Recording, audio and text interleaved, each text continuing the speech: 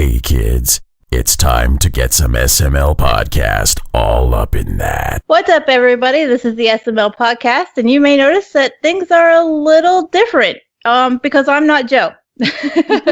Joe's not here today. We're doing this with just me, and I guess Alexandra Dahlberg, you're going to be my guest co-host. Yeah, apparently. We're going to interview you. I'm going to interview. I have to say, stop saying we're, because it's just me today. Yeah, so I'm Joe today, I guess. You're Joe. If I accidentally call you Joe, I'm sorry. Yeah. So, you want to tell us who you are and what you do?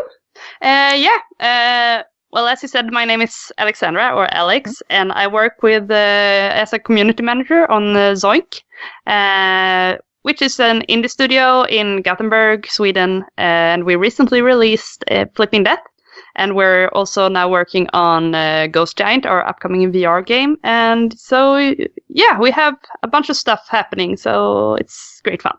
You guys have been very busy. The last time we spoke with you was when Faye came out. Yeah, we just realized we did like 4 console games in 5 years. So that's pretty impressive. That's quite busy. And all of them have been good. Yeah, even that.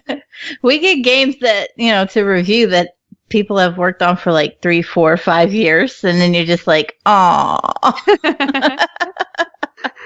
Yeah, we're very lucky to have like this great team. And now we also moved in together with Image and Form, our sister company, which we got a new parent company called Thunderful Games. So we moved in together a couple of weeks ago. And they're doing the SteamWorld games, like SteamWorld Dig and SteamWorld Heist and stuff. So now we're in this like big new office, and we're like 50 people here. So it's really crazy how much has been happening in just a few years. Is that a big, have you always had about a studio that size, or is that a big jump for you guys? No, we were like, before we moved in here with them, we were about 20, 25 people.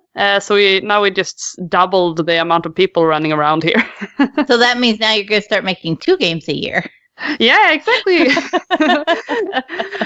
Well, all hands on deck. Yeah, we actually did release 2 games this year, so that's kind of crazy, yeah. You did. Do you want to give us the elevator pitch for them? Oh, yeah, sure. So first up was Fear, which we released in, I think, February. Time moves fast. So it's a 3D platformer, which is centered very much around exploring and music. And you play as a little creature named Fear, who wakes up in a forest and doesn't really know where they are, who they are, and it's up to you to discover that by getting to know the different inhabitants of the forest, other animals and stuff. And there's no dialogue, there's barely no text in the game, so it's very much just take your time to get to know the forest and its different animals that lives there. So it's quite calm musical experience. You sing to your new friends and stuff like that. So it's very different from our usual type of game, which is like the other game we released this year, Flipping Death, which is much more bonkers and crazy. And Flipping Death is a 2D kind of, it's actually 3D, but it looks 2D, platformer, where you play as Penny, who just died and got a job temping for death while he's on vacation, because he's been working for a really long time. And you run around in this town called Flatwood Peaks, both in the dead world, and also you can, from the dead world, possess the humans in the living world, and through that you can also flip the world around and move around in your old little town where you used to live when you were actually alive, and just like see what your boyfriend's up to and what your old neighbors are doing. So it's quite hysterical and funny, and it has a completely different tone than Fear. But we're super proud of both of them, and we're glad that we tried to do something new with Fear that we haven't done before. It's really taught us a lot. I had to giggle when I started playing Flipping Death, and the town being called Flatwood Peak is because I live in redneck land, but we actually have a town in this area named Flatwoods. Oh, you have? And so I was like, that's a little close to home. Oh, that's interesting. I'm not. I didn't know that. No one has mentioned that before. So we almost have an actual Flatwood Peaks. You remember the country star Billy Ray Cyrus? No. Yeah, I'm not very in much like a the country girl. 80s or so, he was very popular for a song called "Achy Breaky Heart." Oh, that one I recognize. Yeah, he's Miley Cyrus's dad. Oh, yeah, I From thought Flatwoods. Oh, he's from Flatwoods. He's Like from all the my celebrities. area. Oh, I mean, if you're not from Flatwoods, are you really from anywhere? No, I mean, I guess our next company trip should just be to Flatwoods. I wouldn't do that. There are better places in Redneck Land to go than Flatwoods. Oh, well, Not we'll see. many, but a few. We're actually going on our first big company getaway with our new Image and Form friends. We're going to EGX Berlin, a new expo in Berlin. So we're all going. So that's gonna be crazy. Like just tour Berlin and show our games for a weekend. It's gonna be a blast. So you guys are going to have a booth set up and everything? Yeah. So if anyone listening is hanging around in Berlin, stop by. Will they be able to play anything that's coming up, or will it all just be games that are already released? I need to think here. I'm pretty sure. Yeah, they will. Yeah, because we talked before we started recording about how I want to know when this aired, because we have some news that we're announcing today, and I didn't want to it to be out too early. But we're That's actually called a segue. Yeah. So we're actually announcing later today, which is like a couple of days ago when you hear this. Our first publishing efforts from Thunderful Games, our parent company. So we're actually going to publish 2 great titles, and we're going to show those at PAX West, which is going on this weekend, and at EGX Berlin. So it's really exciting. It's our first go at this, but we have Ed Valiente, our publishing manager, who we hired, who was recently at Nintendo. So he's got his shit together, you can say. So I think it's gonna be real great. Actually another Swedish Gothenburg game called. Oh my god, I'm so new to this. I've been working with this game all day, and now it's just slipped my mind. Hellfront. Hellfront Honeymoon, which is like a twin stick multiplayer game, shooter thing. And then we have Lonely Mountains Downhill, which is a biking game where you bike around and also adventure and explore in a really pretty mountain. So yeah. What platforms are those going to be available on? All major platforms. Oh, so we're going to get them on Xbox too. Yeah. I don't care about the other platforms. Nah. I just care about I have no shame. I don't even hide it. I don't even own an Xbox. So. I know. I clutched my pearls, but I'm not wearing any. I lost my train of thought there after you don't have an Xbox. Yeah, so we're showing them for the first time this weekend, so it's gonna be fun to see what people think about them. Very nice. So I'm curious what kind of games. I think the one is obvious. Well, you said the other one was a shooter, didn't you? See, look at there. Bye, brain. Yeah. Well, yeah, it's a like twin stick action strategy game that you can play. But it's gonna have online. Sorry. Is it online or is it local? No, it's a local multiplayer, like coach co-op. And it's just, I played it the other day and it's just a lot of fun. It's really fast and it's quite easy to get into. And then it's just about being fast and think on your feet. And it's just, and you can jump in and out up to 4 players. And yeah, it's going to be great. I'm really excited about it. I'm not usually into this kind of really actiony games, but this one is really fun and looks really cool. That sounds awesome. I like the twin stick shooters, but I tend not to play them co-op because I get aggravated. I'm stuck playing co-op offline with either my oldest daughter or my husband, and neither of them are good at twin sticks. I see. But I actually feel like I misspoke a bit there. It's actually not really a shooter. It's more of a strategy game where you like place turrets and try to take over your opponents. I'm just so new to this game, so I'm just trying to make it all. That's okay. It happens. Explain it in a good way. Just as long as you don't get fired for messing up, we're fine. Like you mess up on here, we're like, it's okay. Only like 3 people listen anyway. Yeah. Well, they're gonna forget. Trailer because it's up online when this airs. So yeah, it's looking really cool, and yeah, it's another Gothenburg game, so that's fun. So many developers here. Do we have release dates for those yet, or are you allowed to announce that? Well, Hellfront is coming this year, mm-hmm. and Lonely Mountains is coming next year, and that's as much as we know. That's a bite game. Yeah, it's a bite game. Yeah, I actually saw it for the first time a couple of years ago at this Unite thing that Unity holds for developers every year. And I was like, oh, that looks pretty. But I never had any time to play it because, well, I was working. And now, a couple of months ago, when Ed came and like, oh, we're signing this game called Lonely Mountains. I was like, hey, didn't I see that one? Oh, yeah, that was a pretty one I want to play. Great. So since these are publishing these games, they'll have a very different aesthetic than what we've seen from Zoink in the past. Yeah, definitely. So Hellfront is developed by Sky Goblin. I recognize that name. I can't remember from what, but I recognize it. Yeah, they before they've done like adventure point and click games. Okay. And the other developer is called Megagon Industries. So yeah, they're both quite small studios with really great ideas. So check them out. That's a jump from point and clicks to a twin stick. Yeah, I was quite surprised when they showed it for the first time. I was like, what? But it's they can do everything apparently. That's impressive. I always get tickled when you see, developer studios and they're like, okay, here's our point and click game and here's our massive 3D shooter. And you're like, what happened? Yeah, exactly. It's not like studios like Artifacts Monday where they're like, we have 4,700 point and clicks. Yeah. And you're like, but I love them, so it's K. This is why I brought up the whole aesthetic thing, is because with Flipping Death, the I keep calling it the Zoink aesthetic. That's how I even describe it to people. I think I used it in my review of the game.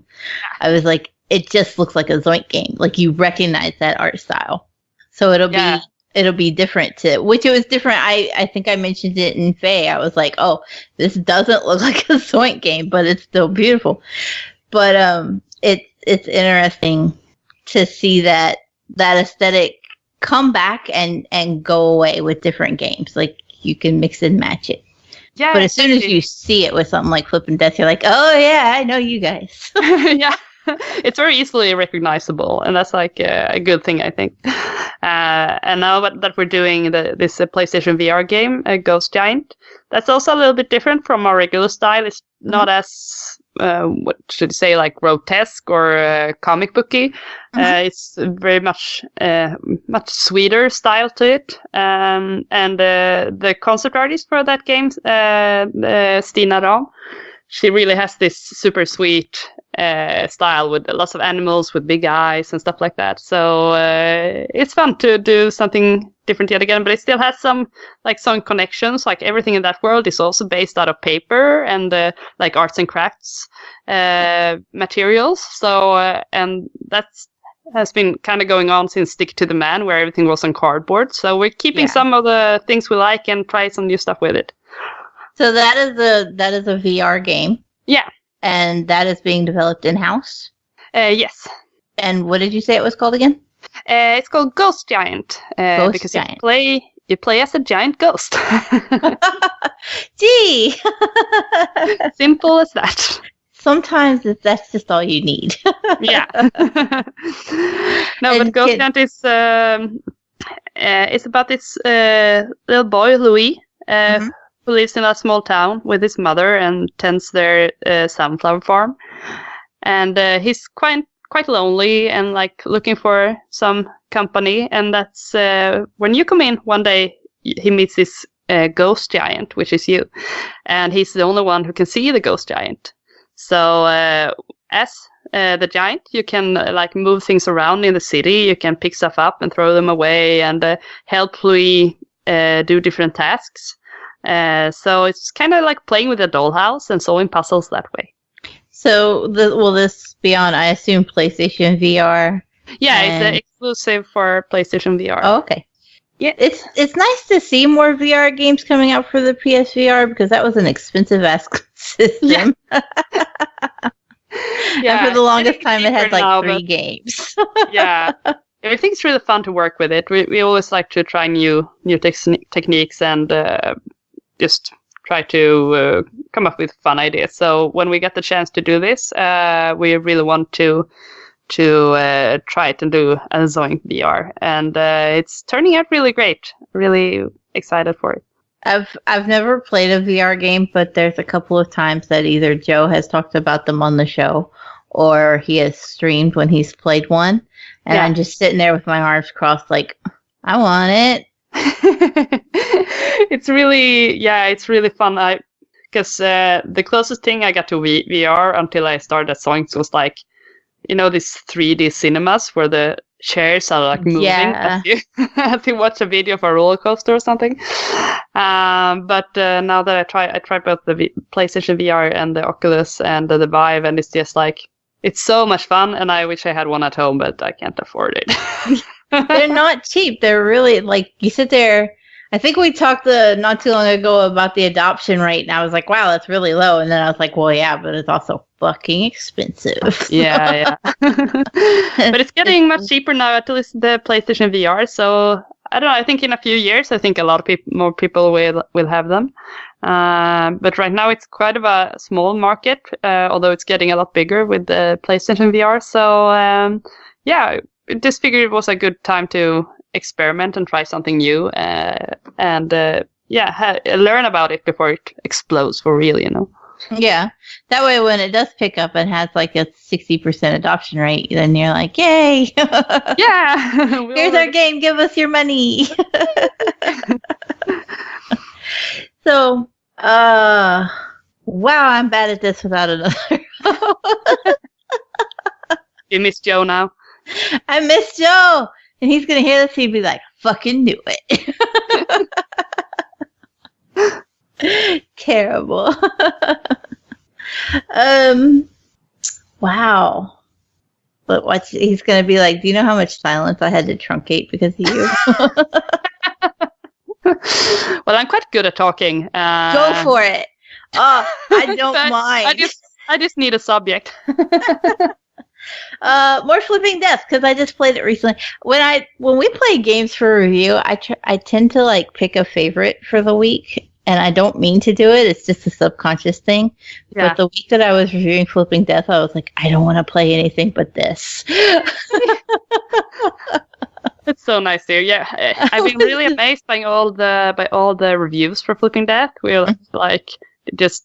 People were just throwing out 9s and 8s and all over the place, and we were because we didn't know how it will be received, because it's kind of a niche game, really. Mm-hmm. It has a very special art style, and not everyone is into point-and-click games, and then you have to enjoy that kind of humor that Ryan North, who is the scriptwriter, does. Yeah. So there's a lot of pieces that need to fit together. But apparently it worked, because there's always some people who don't like, but like a big part of it has been super positive, even more than for Fea, which I'm really surprised about, because I figured Fea would be the one that like works for a broader audience and stuff. Mm-hmm. But Flipping has really made an imprint with people, and that makes me really happy. I think one of the differences with Fea is that there's a lot of people who just don't enjoy finding their own story in a game. Yeah. And they like want everything laid out in dialogue boxes. Well, I think that is much more straightforward in that way. It's very, the story is very like, here it is. Yeah. Like there really is a lot of people who will kind of turn their nose up at the narrative games that don't just lay it out. Yeah. Even with Edith Finch, it was kind of polarizing. Everybody's like, oh, Edith Finch is amazing. And it was. Yeah. But I haven't played that one yet, but I really should. All my friends tell me to play it. It literally writes the story out in the sky for you. So. Oh, okay. And you're just like, oh, okay, that's what's happening. There's not a lot of figure it out for yourself, make your own kind of. There's a few make your own conclusion aspects, but not quite like Fae, where it's just not written out for you. Yeah. And so that could be polarizing because people are just like, oh, I didn't know what was going on. I just wandered around. You're like, so explore, make your own fun. Yeah. That's you really need to have that, like a certain mindset, and like that type of game where you can like get a bit lost and don't know where you're going and still just enjoy moving around and find your way around. But I can surely get frustrated too if I get like stuck and so where should I go? And I feel like I've been to all these places 10 times and I not getting anywhere. But for me, if we hit a good level of that, because I'm one of these people who play Zelda and can't skip a side mission that I stumble upon. So I never get to the main story because I just do small stuff all the time because I need to check out every little place and nook and cranny. I call that shiny object syndrome. Yeah, exactly.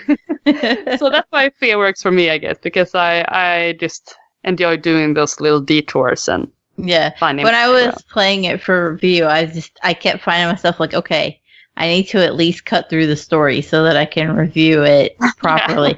But like I'd spend hours just wandering around like, what's this? Why is that there? I need to look at over there. What's this shiny thing? And I was like, oh, right, I have to hit the bird button so I know where to go. Because now I'm 30 miles away from wherever I should be. And that doesn't really happen in Flipping Death. It's like you're in a part of town and it's not super small, but it's still a lot more centered around a smaller space. I managed it. Yeah, I managed to get just completely off because there are the side challenges. Oh, you mean you managed to get lost? I just would be flying around with the bird. Just wow, really? Just randomly pooping on things. And just be like, yeah, I'm kind of content. I'm sorry. Give me just a moment. Yeah.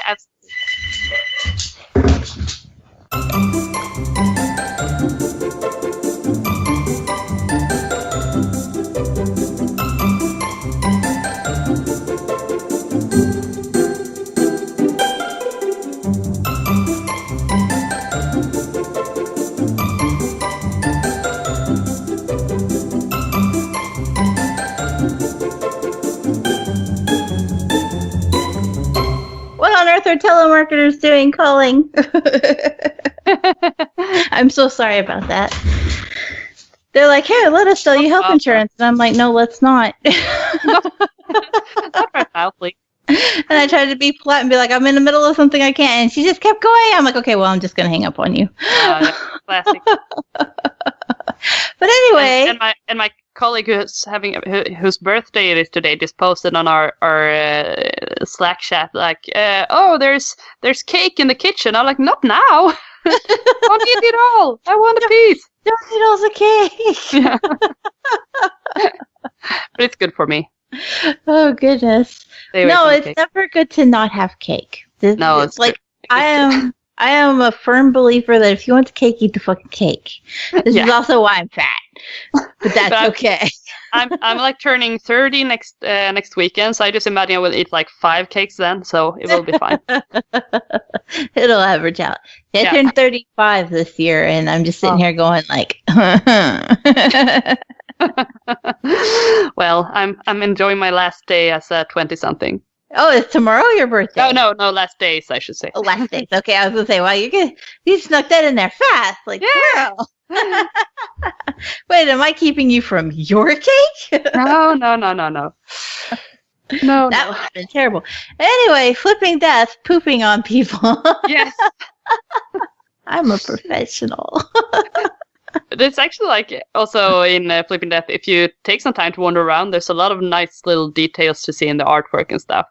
I so often get hung up on doing the puzzles and stuff that I don't really look closely on everything that's in there. But every level has so many small details and signs and just that our artists put in there. So it's really nice just walking around and looking at it as like an art exhibition or something. It really is. I get lost in the details. And I can just spend a long time poking around looking at random little things. Like, I don't know how many different times I went to the top of the church just to ring the bell because it's something you can do. Yeah. I'm just like, let me go do that again. I'm here. Let's ring the bell. Yeah. Just silly little things where I'm like, oh, let's see what happens when the mermaid has a chainsaw. and that's why we also implemented the challenges in the game where like they're totally voluntary. You don't have to do them, but if you want to, they give you a chance to explore stuff and try stuff. And you can like go racing with the granny in the wheelchair and stuff. That was hilarious. And it's even funnier because everybody calls me old in our little gaming community, and they refer to me as Granny because I'm... and I think I'm not even the oldest. You just got that title now. Yeah, well, I walk with a cane, so that has an effect on it. So is Joe? He's not older? I think actually that Joe might be a year or two older than me. Yeah. Okay. So he should be the Granny. He can be Granny, but he don't walk with a cane. Oh, yeah, but he should start if he's that old, you know. He can borrow mine, I guess. Yeah. We just make fun of him for being bald. Oh, that's a classic old person thing. Yeah, I think that's the reason he has 8 cats, is sometimes he lets them sleep on his head so he can pretend he has hair. That's perfect. That's what I would do if I were bald. I'd be like, I have a cat on my head. You need to be creative. It sounds like something a Zoink character could do, actually. Just that's actually get what bald and then put a cat. I'm a little surprised that there's not a character in a Zoink game yet with a cat on their head. Then I couldn't say it because I haven't played Stick It to the Man, and I could have been wrong. Check it out.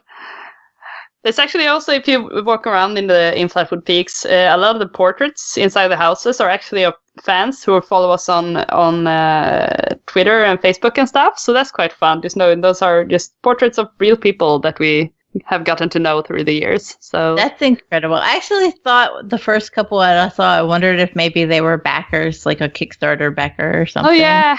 Because I've seen that done before in games. I think there was one... I think it's Pinstripe that I played not too long ago. Yeah. And there's actual rooms dedicated to their Kickstarter backers. Oh, that's so nice. And you can go in and see all the names. I think Adventure Pals had a room like that too. It was like a secret area you could access, and it had... I wonder if it was... what was the name of that other point-and-click game? Quite dark, that took place in a city... It's like all point-and-click things. Anyway, they had a library where you can go read books, and it was like super short stories wrote by backers. And there were also like recorded phone messages from backers on the if you use the phone or something. It's a lot of fun, creative ways to put that in. I was trying to think of point-and-clicks with a library. The only one I could think of is Thimbleweed Park, but I'm not sure. Yeah, that's the one. Was it? Yeah. Yeah. I was like, I didn't realize those were backers, but I had read some of the stories. Yeah. I think some of them were. It sounds familiar. Yeah. I play way too many point and clicks. And so then it's just like sitting there like a card oh Lord, I don't know if our like audience is even old enough to know what a card catalog was. But like flipping through a card catalog in my head of like this game, that game, this game. That one didn't have a library. Keep going. Move on. Yeah, no. I had a point and click period when I was younger. Played a lot of Grim Fandango and stuff like that with my dad. But not as much anymore. Now I always want to build stuff. You want to build. So what do you play where you build stuff? What do you like to play? Well, I play a little less now that I have a 2-year-old at home because she's intense. But I really enjoy all like city builders, like City Skylines, and also just using The Sims as a house builder experience. Yeah. Have you tried Surviving Mars? No, I have not. It's from... I missed that one. I think it's from the same publisher as City Skylines. Oh! And you actually get to set up, like, expeditions to Mars, and you have to colonize it and build bubbles with oxygen and water. And oh, that sounds nice. I was actually gonna try out now the Frostpunk game where you. I've heard of that, but I haven't played it because Xbox. Oh yeah. I'm just biding my time. Yeah. We've been getting more of those, though. I just want to be like God in every game, like control stuff. I do have a bit of a megalomaniacal complex where I'm just like, let me control everything. Bow down and worship me, you peasants. Yeah, exactly. So that's why I also enjoy like games where just games that look boring but have a lot of numbers and statistics and stuff, where like Democracy would just form a government and just set the taxes and decide on laws and stuff, which sounds super dry, but it's really interesting and fun. Have you tried then? It's not a building game, but This Is the Police. Have you seen that one? No. You actually have to. I think it's This Is the Police. But there's a couple of them actually where you like manage police forces, and you have to decide whether or not to send them out, and you have to. Are you going to give them the day off if they're tired? Are they making shit up and just don't want to come in? And oh yeah, that's the kind of stuff I like. It's some hardcore micromanagement stuff. I would never imagine that a social media manager, a community manager was like doing much. I just like to keep an eye on things. It's easier, like all those games are easier to control than Life with My 2-year-old, so I just feel like for once I'm in charge, Yeah, I have 3. Yeah. not 3 2-year-olds. We are thankfully past that stage. Unfortunately, now we've hit teenagerdom around here, and the shit has hit the fan. Yeah, it's not too bad. I got lucky somehow. My kid is like, she likes video games. She wants to be a developer. She's like, she comes home after school. She's like, what are we going to play? What are we going to co-op? I'm like, I like you. I hope my daughter would do that. That would be so much fun. All right. And the other 2, all 3 of my girls are gamers. That's nice. That's really It's interesting. I've brought it up on the show before. Joe's gonna fuss at me, but it's interesting to have a house full of females who play games. Yeah, because games are still very predominantly looked at as the men's hobby. Yeah, and that's so interesting because when you look at the actual statistics of it, like half of the gamers are women, but it's not like portrayed like that in anywhere. It's been a really interesting experience the last couple of years, as number one has really grown in her gaming interests, and has decided that she wants to be a developer. So and yet she, when she talks about games to, her friends at school, the girls are very flippant about it. Why would you like games? And the boys are like kind of gatekeeping. Oh, yeah. They're like, oh, yeah, I bet you only play like Candy Crush or, Flappy Bird. And she's like, my Xbox has 700 games on it. Yeah. That's too bad. I really hope that changed. I feel like, at least in Sweden, not all of it, but things are getting better in that area. And it feels like it's a lot different from when I was young and played games. And I was like the only girl who owned a console. Right. And I really hope things are going to be different for my kid. It was, it's good that it is changing at least a little. Yeah. For all the problems that number one had the last year or so with people kind of snubbing her over wanting to be a gamer, and being in game development and all that, she's kind of found her niche. And this year she started high school. And she's actually, and she's actually kind of started to find the niche of people who are more accepting of it. She would come home the other day and she was like, I was just sitting and I had my phone out, and she has an Assassin's Creed wallpaper that has Aveline de Grand Prix from Liberation. I don't think I pronounced that right. I don't care. I'm a redneck. But it has Aveline from Liberation as her wallpaper on her phone. And a boy was walking by and he actually backed up and was like, that's Assassin's Creed. She's like, yeah, I know. That's not Candy Crush. And so she was like, he was really cool. She said, I didn't even ask his name. I didn't care. But he sat and talked to me about Assassin's Creed. Yeah, it's about time that people realize that girls can play both Candy Crush and Assassin's Creed. And right. they're both games, right? I made it to like level 1500 in Candy Crush. Oh my god! Before I was just like, I'm done. You know, I have never played Candy Crush. I think I'm the only one in the world. I played it a lot because I have to go to the doctor a lot. I think a cat just meowed at us from Joe. They can hear me. It's Predator. She wants to come home. Oh. I'm gonna steal that cat. But I used to have. I don't used to have to go to the doctor a lot. I do go to the doctor a fuck ton. Yeah. Because I have rheumatoid disease. So I would sit there and play Candy Crush while I was waiting on the doctor. Oh yeah. And then I have. You were on level 1500. Yeah, I just stopped. And I was like, I've done too much. When you can like make up your own Candy Crush levels in your mind trying to go to sleep and beat them, you've played too much Candy Crush. It's time to invest in a new game. Yeah.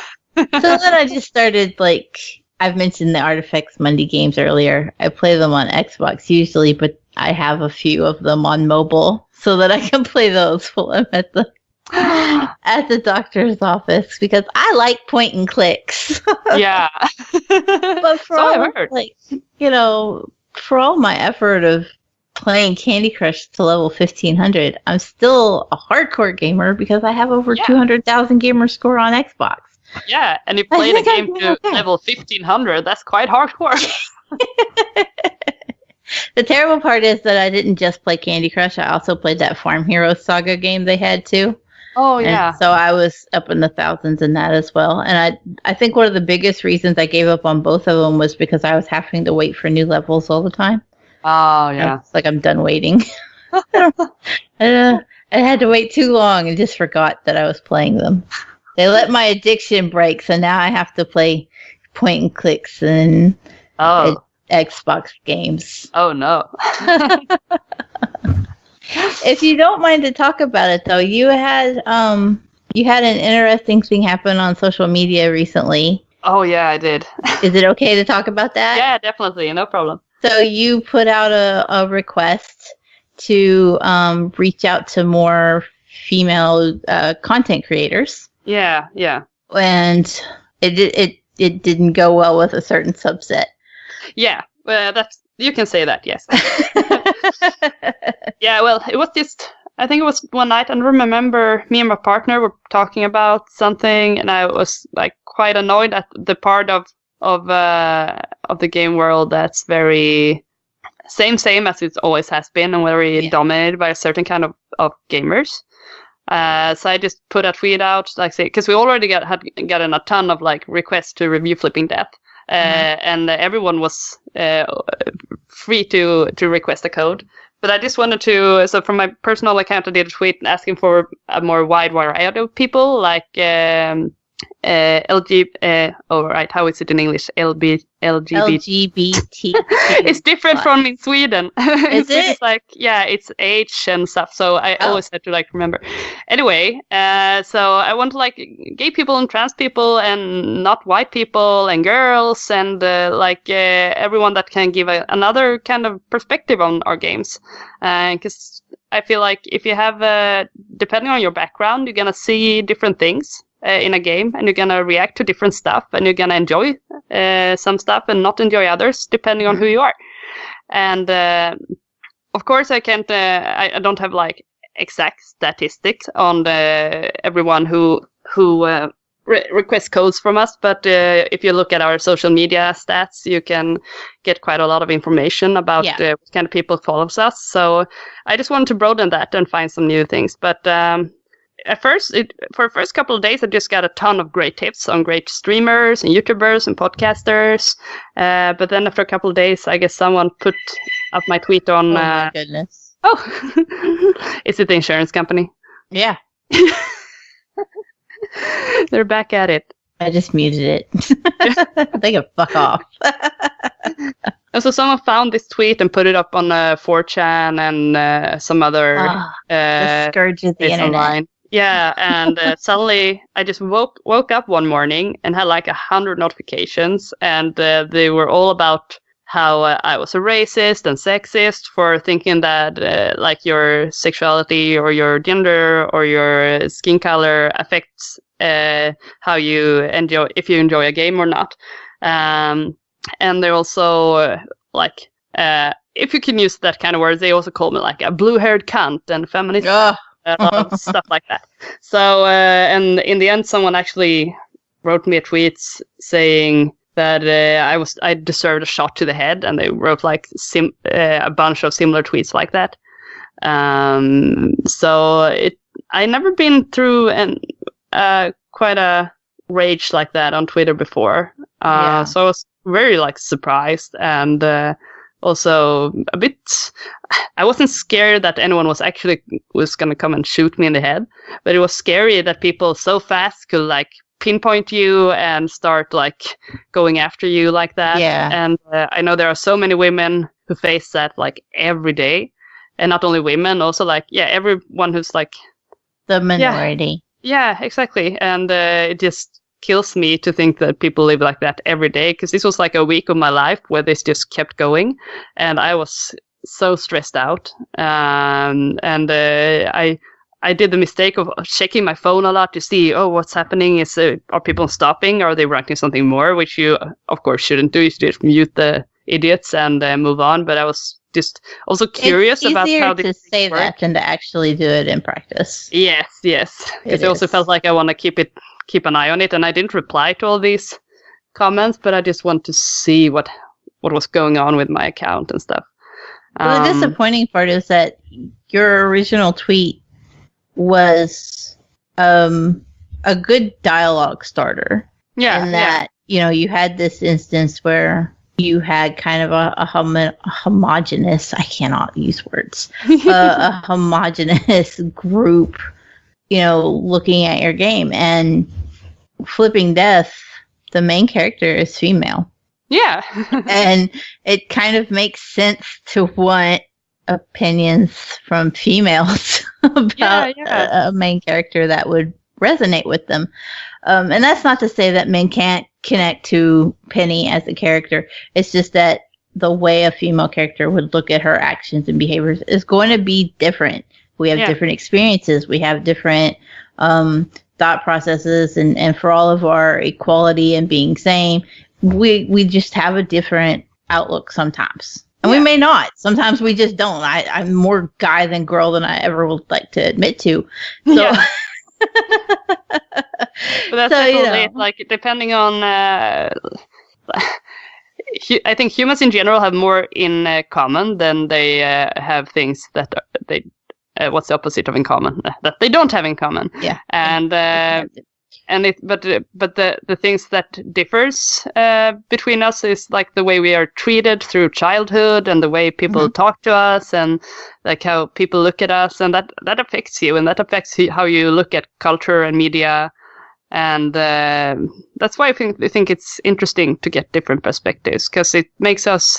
That doesn't mean that we have to listen to everything that one certain critic has to say, but if we realize that's something that we done doesn't really that some people never get to be part of our stories, which certainly is the case. We have a lot of like work to do on that area.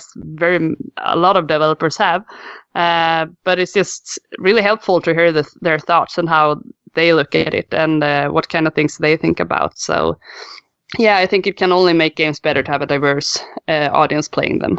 Yeah, definitely. Well, it's easy for me to agree because I'm part of that diverse. Yeah. I'm just sitting there going, I wanna have a seat at the table too. Yeah. Well, you should have. We all should have. Everyone should get their chance at the table, I think. And some groups have been really like marginalized for a long time, and it's been really hard to like be a female streamer, for example, compared to male. Yeah. Because you get so many comments about how you look, about how you should rip your shirt off and stuff like that. And that's also getting better, but there's still a lot of that happening. And those people have a really hard time getting through in the industry, if you compare it to other streamers. So that's why I also want to give them take the chance, and the audience I got to like give them a boost and give them some extra time in the spotlight, because they always get lesser time than their male equivalents. So that's what's my thought about it. And I know some people thought that just like, yeah, you're right in what you say, but your tone was pretty harsh. And yeah, maybe it was. I was a little bit mad when I wrote it, I admit. It's funny because I didn't, when I come across the tweet, even though I follow you on Twitter, I missed this. Yeah. I don't understand. Like, the Twitter algorithm is shit. And I miss all the good stuff I actually want to see. But I was looking through forums about flipping death. Oh, yeah. Because what I like to do when I know we're going to do interviews and stuff is I go and try to see if anybody's posted a question that hasn't been answered. And that way I can, ask the question and maybe get them an answer. Yeah. And I was on the Flipping Death Steam community, and they were like, the developers are social justice warriors, don't buy this game. I was like, what? What happened? How did that work? And also, why is that an insult? Yeah, I saw that actually just the other day, because I went there to check if there were any bug reports, and I totally missed that one. But the nice thing is that our regular fans, which were not part of this whole thing, they are so great, and they are so nice and supportive, and they actually, in a lot of cases, because I didn't want to go reply to these people, that was just like make them even angrier. But a lot of our fans and my friends went in instead and just took the discussion with them, and that was so just, I'm so like touched that people took the energy to like just stand up for me and tell them to leave me alone. Yeah. I think one thing that's interesting is it's the same subset who would have complained about flipping death and you wanting more diverse opinions on the game are the same subset who would have been pissed that the character was female and they would have played it anyway. That might be. I actually, there were none of these people who were this harsh was anyone I recognized from before. So yeah, I don't think they're part of our regular audience. And also both my boss here and our Thunderful CEO and everyone at the company was also so nice and supportive, and really want to stand behind their employees. So I'm really happy about that. They asked me like, how do you want to proceed with this? Do you need any support? What do you need? Do you need to take a little time and just breathe for a day? That makes me love Zoink more. Yeah, I was really happy that kind of support was there, because there are definitely some women who get attacked in the industry and don't have that support. Yeah. And it was good as well, because we started a whole discussion about how we should handle social media and our private accounts and how they're connected to our business and our jobs, and also how we handle things like this. And we also started writing on just a plan for how we're going to make sure the company is a welcoming place for everyone. And no matter what like gender or sexuality you have, or what where you come from, and like no one should feel like they don't belong, or that they are like they shouldn't be scared of abuse, both from inside the office or outside, So it's really nice to get that work going and make sure we work in that direction.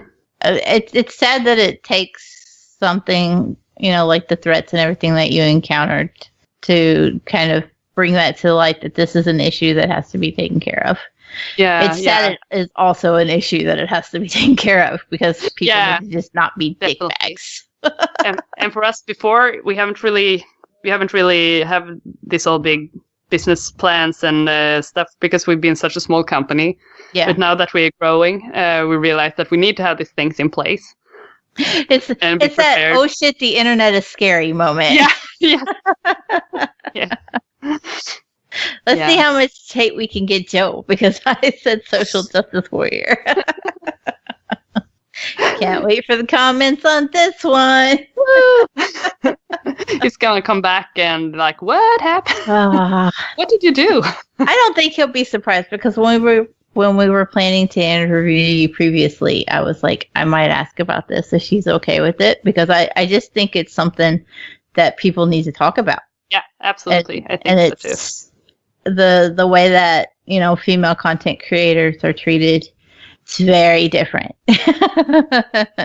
I'm so amazed by a lot of them when I go into their Twitch streams and just see all the nasty comments they get and how many the moderators how many things they have to like delete because people are just big jerks.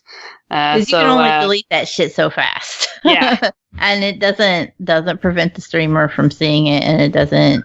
I mean, it affects. And even still, there's on Twitch, the Better Twitch TV app actually lets you see things even after they've been deleted. Yeah. And I've used that as a mod, and there are times where I see shit and I'm like, oh, and it's definitely a different experience.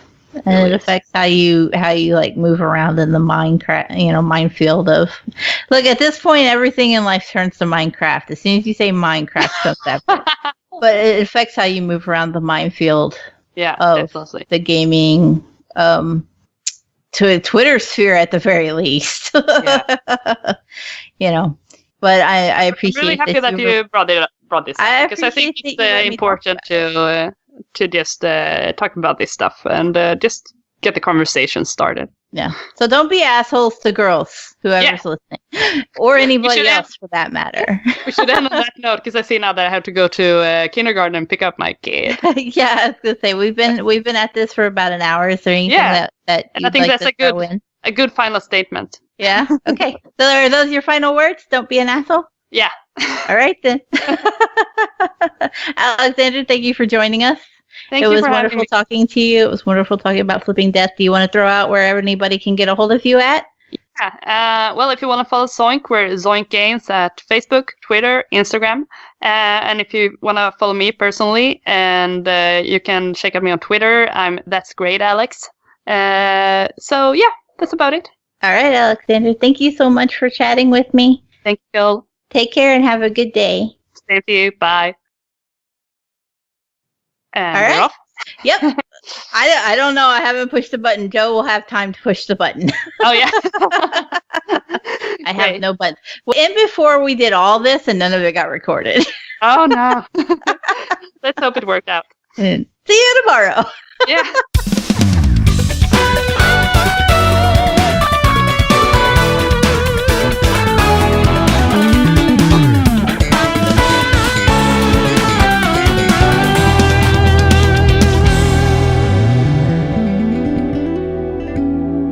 Welcome back, everyone. Thanks for sticking around, and welcome back to me as well. Cole, you did a good job holding down the fort while I was gone. Don't lie about it. No, you did a good job. I know that if I can't show up for something, all I have to do is record 7 hours of dead air on my computer to find an hour of usable content. That sounds like it's like the basis for every episode, though, at this point, isn't it? 7 hours of dead air to get the one good. But we aren't alone right now. That's right. We have another guest this episode. Kris Huber, you're back. I am, allegedly. Kris, where the fuck were you this morning? I was at work. Ew. What, at 9? Yes, I was. I was doing spreadsheets at 9. Why the fuck are you? That's not your job to do spreadsheets there. Your job is to, like, run the desk. Isn't Piccolotti supposed to do all that shit? I wear multiple hats. Oh, my God. Do any of those hats have bunny ears? Not yet. Worst job. I'm sure they're coming. That is a shame. You need them bunny ears. It is what it is. But I should probably go over why I wasn't here for the first half of the show, huh? It's an option. I mean, I might as well, right? Because I was completely gone for the first half of the show. All by myself. And we just got copyright flagged. Shit. Nailed it. Thursday, the day we're recording this, and the day that Alexandra was kind enough to make time to join the show, I woke up with chest pains and spent the entire morning in the hospital. We got there around 7 o'clock in the morning, didn't leave until afternoon. They did a horrible job getting an IV started and taking blood from me, where I was stabbed with needles 6 different times, which was fun. Stab. But who's counting them? Yeah, me. Yeah, Because yeah. it fucking hurt. And the one, like, they were in there and they were just rooting around. It's like, oh, we could feel That's the worst. we could feel That the is vein the in there. worst. And I'm looking away because I can't look at getting needles. I can't take needles. So I'm just staring away. And I just turned to Ashley. I'm like, this is why I don't like needles. Yeah. Gee, I wonder why. Gee. But test came back negative. I'm apparently in decent enough health to not require being kept in a hospital any longer. So that is a positive. That is a Of course it's positive. We're glad to have you back, and we're glad you're not dead. You're just happy you still have a show to work for. Hey, to be Look, I be grateful for something. also I'm glad that you're okay, because we had planned for me to come back slightly in advance. Like you know, it wasn't just like a, hey, I've got a couple of minutes. Like, I know, are you doing your thing? Like, so I was actually looking forward to it today. So I'm glad you're here. Cole was like, do you want to delay and we could just do the show tomorrow instead? I'm like, no, Kris is coming on. I have to do it. Mm-hmm. Well, Like, that's the closest somebody's ever been to taking my head off in a text message. This is coming on. No. Okay. I will fucking kill you. You didn't It was an option. have to, but I appreciate it. No, I feel bad that I missed the first half of the show. I felt terrible that I had to miss the interview. That is the first segment of the show ever that I'm not a part of. That you're not on, yeah. Oh, that's big. And I got to do it. That's big. Yeah, first ever. But I was Yeah. And Cole's mumbling something I can't hear. Use your outdoor voice. I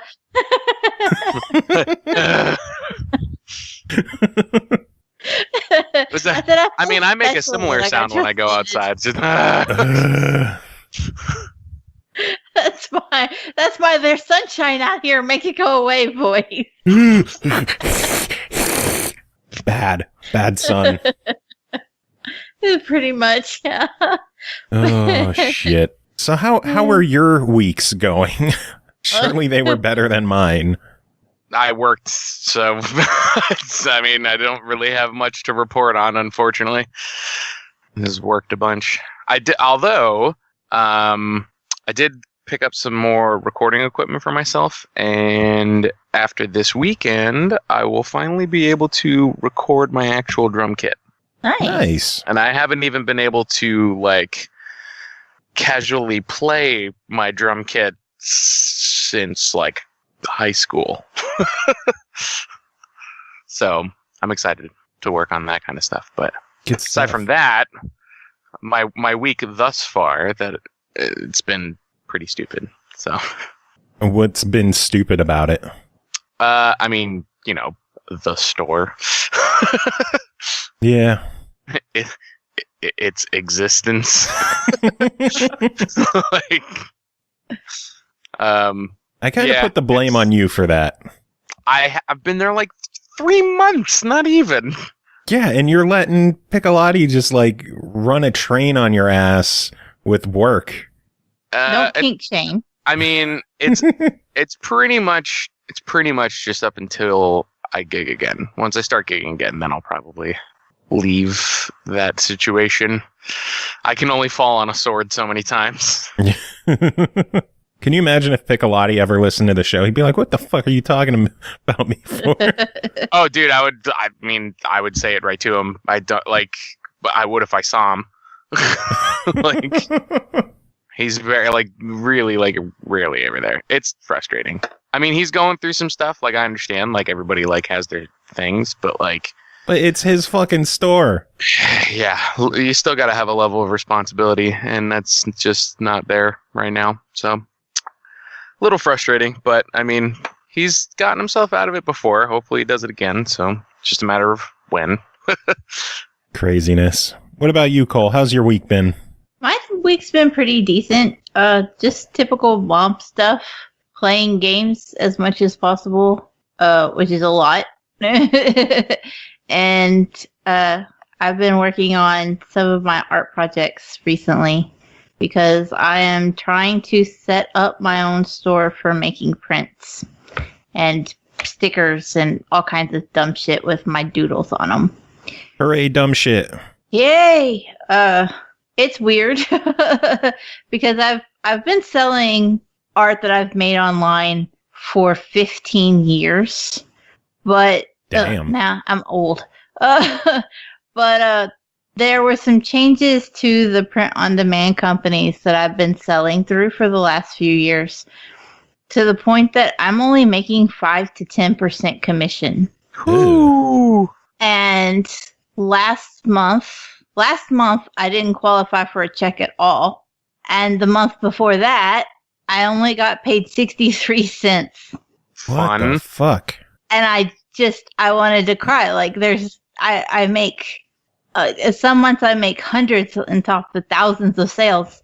And yeah, in the summer it slows down, but it's never been so bad that I just don't even clear for a check or only make less than $1. And I can't keep doing that. I'm making sales and I deserve to be paid for them. Yeah, so, I think it's more crazy that you only get 5 to 10% of what you sell. That's fucked up. Yeah, it's really bad. And it didn't used to be that way. When I first started, you could set your own markup and you could get ever how much you wanted out of it. And then once they implemented a marketplace system instead of everybody having their own individual store, then what they did was they made all of the items a base price because they wanted customers to come into the marketplace and see items, with different designs and by different artists, but having the same price point. So you knew if you went there and looked for a shirt, all the shirts were going to be the same price, which makes sense, but they've just been gradually chopping down. Like, we started off getting 30 to 40%, and then they chopped us down to 20, and then 15, and then 16 or 13, and just gradually down.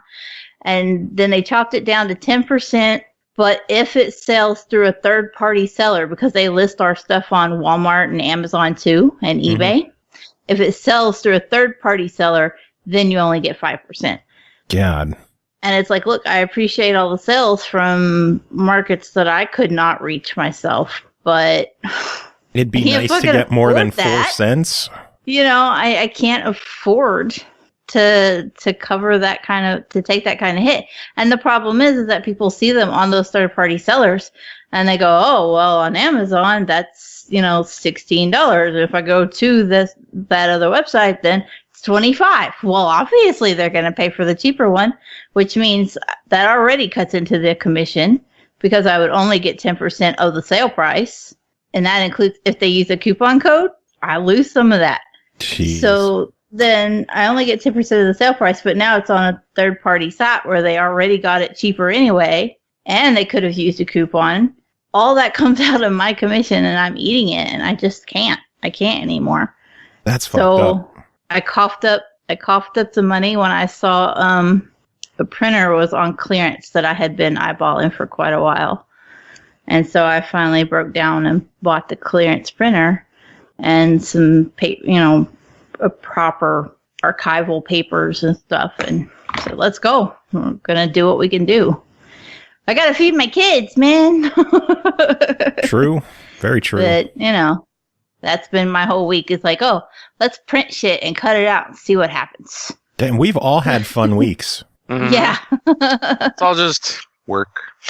It's been an insane week, like overall. The news this week has been crazy news. Oh, we have lots of stuff to talk about, I think. We do have lots to talk about. I think the biggest news of the week is that in disgusting, absolutely horrible news, a mass shooting occurred at a Madden tournament over the weekend in Jacksonville, Florida. Reports last I saw were that 15 were injured with 4 dead. The suspect himself was reported dead at the scene. And he was apparently someone who lost in the tournament and came back to shoot up the place, which is fucked up. I believe there was some sort of update like recently with it where I think EA's doing some sort of charity, like a stream charity or like live stream to support the victim's family, and EA themselves donated $1 million to the families. Wow. So that's some bright news out of an absolutely horrifying incident. Yeah, and I think I'm pretty sure they canceled like the majority of the rest of the tournament. They canceled a few of them. Yeah. But what was interesting was, and I don't mean like they should have canceled out of respect or whatever, but the very next day, another tournament was happening in the same town and carried on. And in one way, I look at it and I go, that's some incredible resilience, you know? Yeah. To not let something scare us and shut us down as gamers. No, we're still going to keep doing what we do. But it is a double-edged sword, though, because at the same time you want to be like, it's a little awkward to keep having a tournament. Sure. I mean, at the same time, it's like there's never like that perfect time. Yeah. To come back, it doesn't exist. So it's literally just like, well, you know what? I think not to get like too deep politically, but I think there's a level of complacency of what, like when these types of things happen. I think it's like prayers. And then it's just kind of, all right, here we go, move forward. And there's not a ton. Granted, there's really not a lot that we can do communally that will actually like invoke much change. We kind of have to just like wait until somebody potentially tries to, put forth some sort of legislation to move things into a better direction, but that's going to take forever. So it's really just kind of like, I think the smartest thing is to just kind of move, like, all right, have another tournament, move on to the because business as usual. At the same time, right? At the same time, if you linger on it too much, then you're really only I don't want to say fueling the motives of the guy that did it to potentially influence other people down the road to do it. You do run the risk of emboldening the idea that you're going to, actually cause some disruption to the world by your actions. And it does disrupt the world. Mm-hmm. But the scale of it is, people don't go into a building and plow down, a crowd for shits and giggles. They do it because they want to get something across, no matter how misplaced or off the rails their ideology is. That's right. Their goal is to get themselves out there. Mm-hmm. It's effective. Or to, right. And who's to say that this dude's, again, I don't want to spend too much time on like potential motives because they all suck. Right. Like it doesn't matter, like, you know what I mean? It doesn't matter why this guy decided that he was going to do this. It's just it's stupid. Right.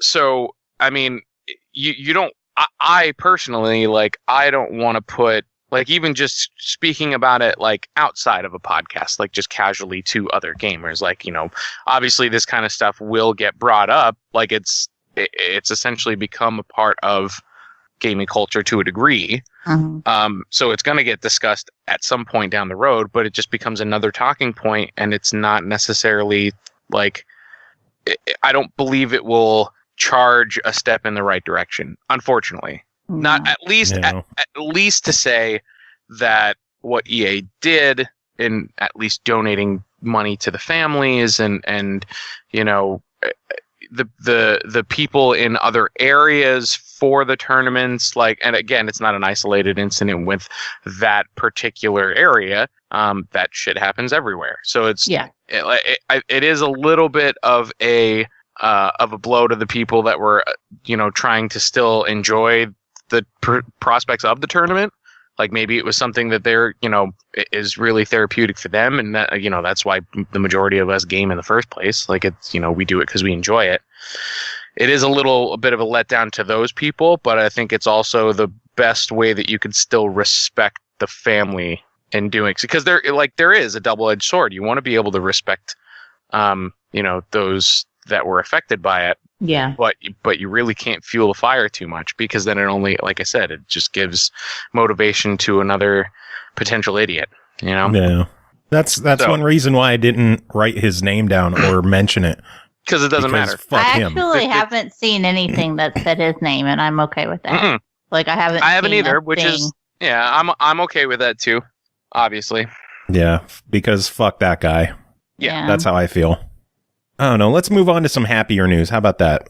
I like happy. There is a lot. There is a lot. Games with Gold and PlayStation Plus were both announced for September this week. I think PlayStation's got the upper hand this month. I don't have either. My Xbox Live lapsed, and I have not been able to renew it. Oh, no. So I missed For Honor on console, which pissed me off. Chris. Really? Yep. Chris. Isn't it still going? It is. Yeah, for what, like a day? And I don't... Chop, motherfucker. I'm broke as shit. Like, Go buy a 1 month for $10. Mm-hmm. Yeah, what did I just preface with? I thought you'd at least have a $10 on you, but well, let's go through the lineup. Xbox One, September 1st through the 30th. The timing on this one, Prison Architect, an episode after our interview. They could have mentioned that. I mean, shit. Well, I think that was the thing, because remember, they were like, oh, we're going to talk about embargo things if it's okay, and the show's not coming out till next week. And then they were like, oh, wait, no, we can't talk about that because it violates somebody else's embargo. So I'm assuming that's what it was. They wanted to talk about being games with gold, but couldn't. Yeah, and then September 16th through October 15th is Live Lock, that was a fun little game. Yeah. I don't believe I'm familiar. I have it already. Yeah. And then Xbox 360, the 1st through the 15th is Lego Star Wars 3, which awesome. Lego games are always good. Yeah, the kids always enjoy them. I would give one a shot. You might be pleasantly surprised with how much, like, they're not bad. I did play Lego Marvel Adventures. That one's great. So it's funny because, like, the only thing that number 3 did when we co-op together is she just always picks Star-Lord and holds down the B button so he dances. And so, like, I'm spending the whole mission running around doing all the shit, and she's just sitting in her chair beside me going, dun, dun, dun, dun, dun, dun, dun, dun. And I'm like, come on.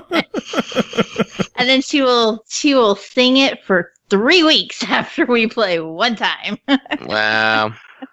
Damn. She really likes that song. Well, now you could play another Lego game together. I'll make her sister play it with her. Yeah. But September 16th through the 30th is Sega Vintage Collection Monster World, which is a collection of 3 of the Wonder Boy and Monster World games. So, nice, but nothing major. What that was. I was like, I don't have any idea what the fuck this is. It's like 3 old Sega Master System games. Okay. Yeah. I got you. They're cute. They're fun. They don't hold up the best, but, you know, they're still pretty good. Overall, an okay month for Xbox-ish. Yeah. Certainly not going to knock anybody's socks off. PlayStation, though, on PS3 has Another World 20th Anniversary Edition, which is also free on Vita and PS4. And then Cube Director's Cut, which is also free on PS4. The Vita has Sparkle 2, which is also free on PS3 and Vita. Or on PS3 and PS4, sorry. And Foul Play, which is also free on PS4. Wow. And then PS4 has God of War 3 Remastered and Destiny 2. Wait, Destiny 2? Yes. Yeah. Because I was under the impression, I heard somebody say Destiny 2 was free on PlayStation. I was like, oh, like a free weekend. No. They're getting Destiny 2 as part of PlayStation Plus. Yeah. Mm-hmm. Now, on the downside, it doesn't include any of the DLC or the added content, so a lot of people are saying it's more of a demo than a game. First there's off, still a lot of game there. From someone that spent $60 on the game when it fucking came out. No, there's a lot of stuff to do. So anybody that's complaining about a free, well, I say free, yes, you have to be a member, but like, you know, to get a game that big of a game and that polished of a game at that price is a fucking steal. Mm-hmm. So they should not be complaining. How long has Destiny 2 been out for? It's not a year and some change, right? I mean, I think just a year. That's pretty short time for a big AAA like that. Like, it's only been 8. Well, see, now I understand why they ended up doing it, because didn't they technically make it available a couple of days ago? So it's actually slightly earlier than the month, and then it's going to be for the whole month anyway. But it's to try and drive people before the new expansion comes out. Yeah. What, like Tuesday or something? Like that. Was it the Forsaken? Is it called? I don't remember the name of it. Something like that. I'm probably wrong, but whatever. But no, I thoroughly enjoyed the time that I did spend with Destiny. I didn't enjoy the end game much, which is why I didn't really continue to play it that much. But yeah, I mean, like it's definitely a great game. Like what did you get it on? PC. Oh, god damn it! Are you really that surprised? For Destiny, kind of.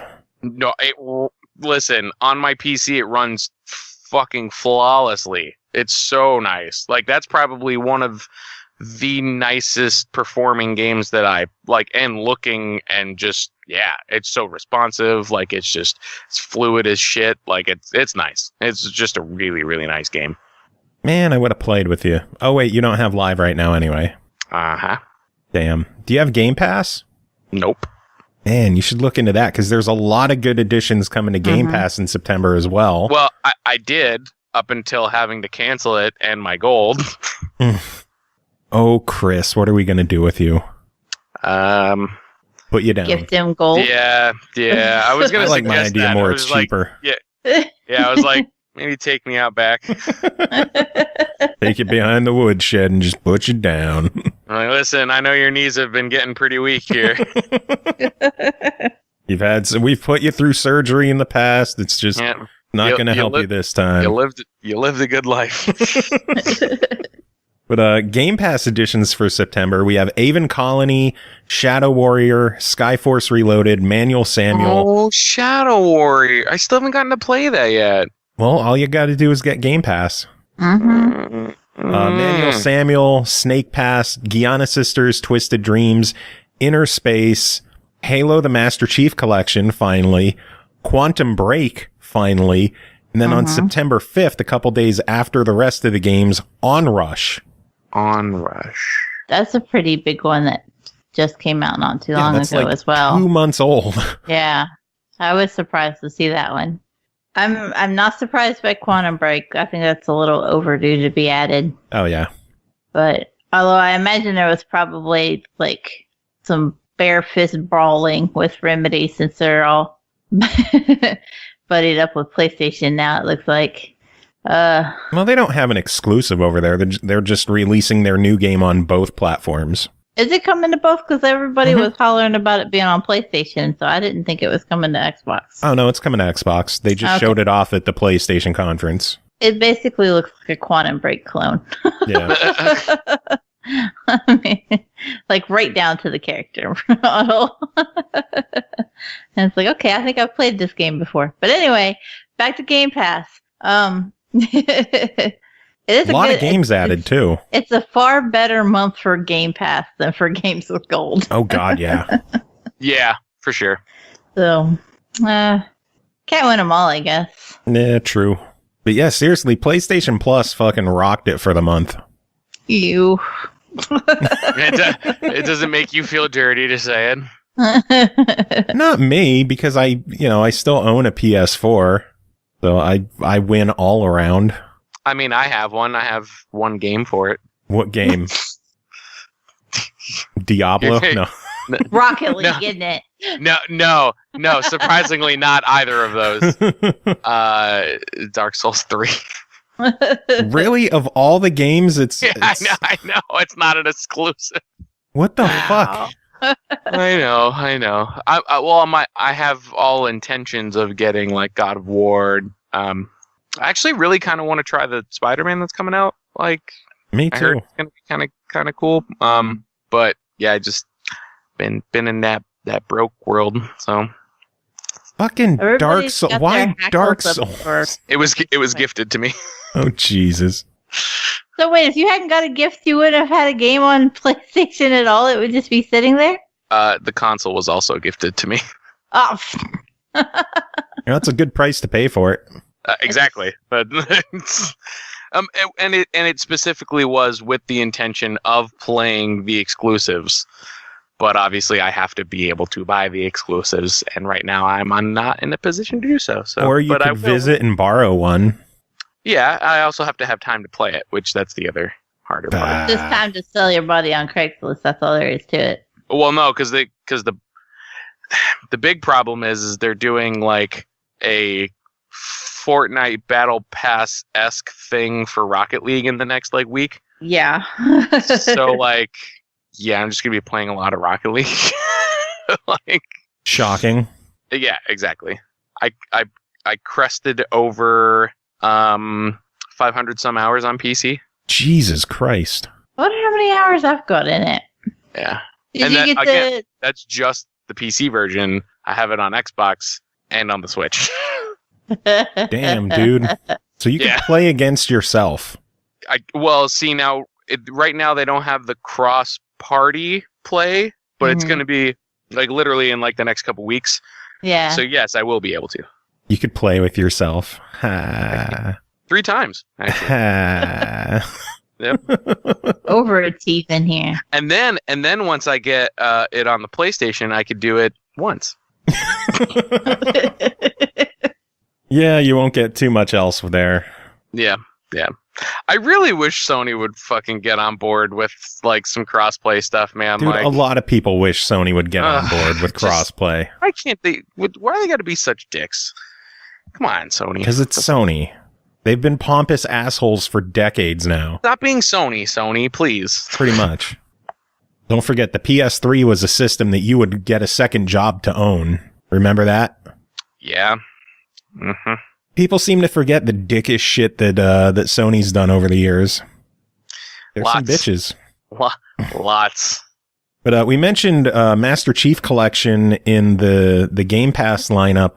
The Xbox One X update has rolled out for the game, as well as all the complete overhaul of the system and the online setup and all of that other stuff. The update clocked in at a whopping 73.7 gig. Wow. Yeah, how fucking huge is that? Oh, so 73 gig download. Yeah. So you better hope you don't have metered internet. It's basically the entire game being downloaded. Cole? Do you not have it, Cole? What? He said it's good news for you with the size of the update. Do you not have it? Do I not have what? Master Chief Collection. Oh, I do have it. Are you awake? I am, but like that whole conversation, you guys kind of talked over each other there, and I got lost. And then I heard Cole, and I just couldn't get untangled. And I'm like, wait, do I not have? And I was trying to figure out if you were talking about the game or metered internet, and I'm like, I don't know where we're going here. But I have the game, and I do not have capped internet. So that's good. Oh, I just thought your connection was like booty. No, I actually have gigabit internet. Oh, well, fuck you then. Yeah, because I'm in redneck land, so we get big-ass grants from the government to have decent internet because they feel bad for poor people. Well, I'm jealous because the more shocking thing I'm is paying out the ass for, like, meh. Yeah, I think the more shocking thing is that your provider got a grant and actually used it for better internet. And it was funny too, because when it happened, they were like, "Okay, well, we're changing the speeds on our plans, and you don't have to do anything. It's just going to be faster." So we were paying $70 a month for the internet for 50 megabytes down, 25 megabytes up. And then they kind of just snapped their fingers, and the next day we had 250 down, 250 up for the same price. Jesus. But we had to go get a new router because the router we had couldn't handle that speed. Well, now. That's some bullshit. I pay for 200 and we get like 80 on average on a good night. Yeah, I pay for like 150 and I get like 60. I usually tap out around 220-ish. Xfinity. Really? Mm-hmm. Because we had that, and I had no problems with it for the most part. It's just it's literally where you are. Because like I pay for that, and then even like the upload speed, my upload speed's supposed to be like it's like semi-equal to the 150 down. I get 6. Jesus. Yeah. Ow. That's fun. Yeah. You know, it's 6. really fun. It peaks at 6. That's fucked up. Yeah, I would Meanwhile, do a speed test right now, but it would fuck up the call, obviously. So, I have a ping of like 3 milliseconds, and I'm just like, oh, it's so slow today. Go to hell. Listen, I get I'm at like 50 or 60 on a good day. Like, have you ever played Rocket League and your ping be 12? Never. Not it's so no, good. No. Actually, I will say when I was down in Jersey, because I paid for FiOS. Yeah. The fiber optic is what ours is. That was dope. That was great. It's a good life. I'm jealous. Going from that back to the boonies, like I say boonies, but like our boonies. I'm so jealous. Internet access was just Damn. Not fun. Anyway, have you guys heard about Microsoft Xbox All Access? Yes. And I am equal parts excited and disappointed. Why? I'm excited because I don't have an X, and I was like, oh, this might be the way for me to get a One X. And then I'm disappointed because it's only available at Microsoft stores. Yep. And where the fuck am I going to find one of those? I don't know. What's the closest? They exist, yeah. I actually did look, and there was one. It's about 120 miles. Worth it. Yeah, kind of. Make a road trip. Well, see, that's what I was telling Dee. I was like, number 2. I should probably describe what it is first, huh? Yes, go ahead. So Microsoft has officially announced Xbox All Access for $21.99 a month with no upfront payment. You could get an Xbox One S, 24 months of Xbox Live Gold, and 24 months of Game Pass with a 0% APR for the first 24 months. As long as you keep to your payment schedule on time, it's a savings of like $100 compared to buying normally. And then you mentioned an Xbox One X. Those you could get. The package starts at $34.99 a month. This is supposedly a limited time offer. And as you said, only in the US at Microsoft stores. And the offer is for qualified customers through Dell preferred account financing. So you have to be approved. I mean, duh, yeah. Obviously. So that people can't just be like, yeah, let me take one of them X's. Here's $35. Fucking see ya. So yeah, that is Xbox All Access. I think it's an interesting approach. Obviously it should be said that it's a very forward thinking potential like setup. Like, especially because they're the ones controlling it. You know what I mean? Like, it would be different if it was like a retailer, like a GameStop, just being like, we're going to do this bundle with this deal and da-da-da-da.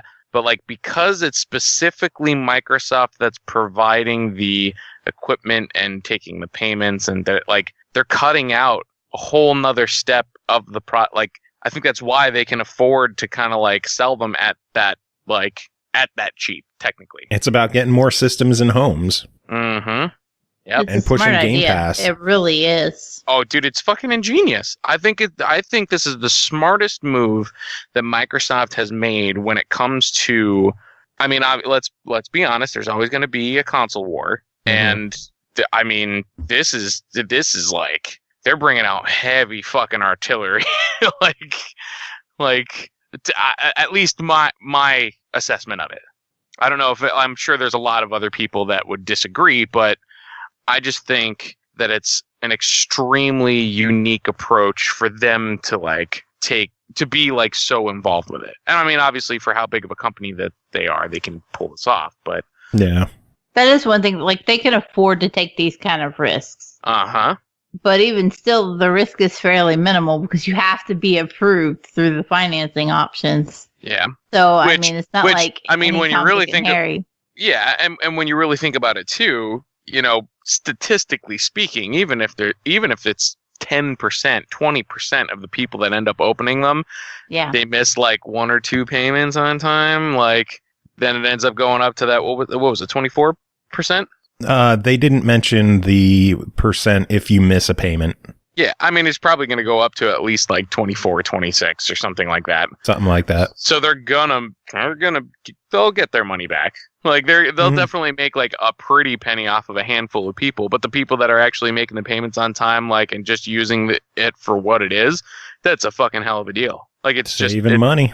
Yep, that's a hell of a deal. You got to admit, for what like you get, that is the price point is insanely affordable. If you consider, you know, there's people who go to places like Rent to Own and Aaron's and Rent-A-Center and all that.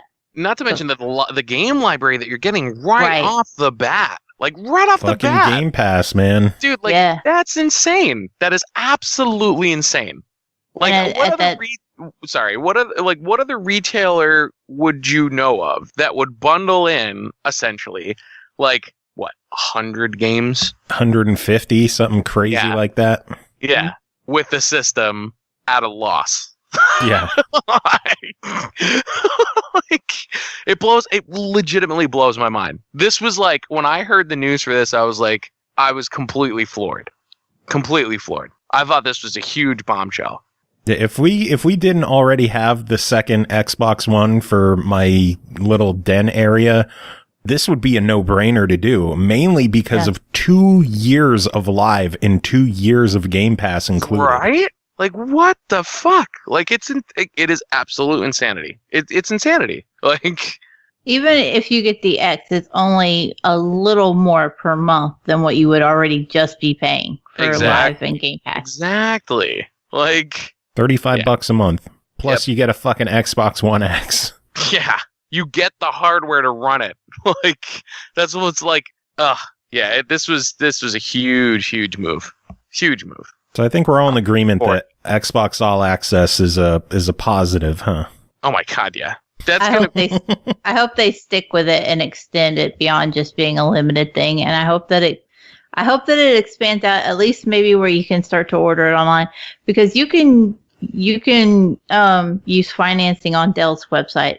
And so it just seems like it's just a matter of time before they for sure bridge that over to Microsoft.com. Dude, you're gonna get the console sent straight to your door. Yeah. Like, yeah. And you know, Kris keeps saying it's genius, but just for bulking up that install base, you cannot. This is one of those instances I've heard before where people say, "Oh, Nintendo has the longevity that it does because they played the long game." No, this is the long game. This is Microsoft. Just they're putting down 2s on the table when they're holding aces and kings.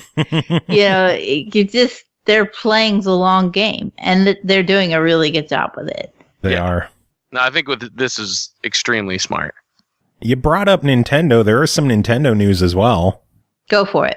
Nintendo is releasing a special edition for Super Smash Bros. Ultimate. Kris, have you seen this? With the controller? Yeah, it comes with the Smash Bros. Pro controller. And this touches my heart. It comes with the Steel Book for Smash Brothers. Yeah. Oh, I need that Steel Book so fucking bad. I'm actually kind of pissed that I have a Pro controller. Hey, you could always use a spare.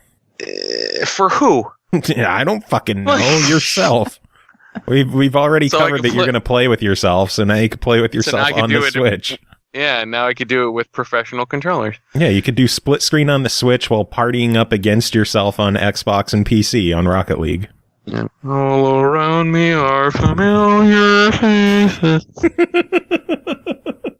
Yeah. But yeah, the bundle is going to be $139.99, and the controller will be available separately for $74.99.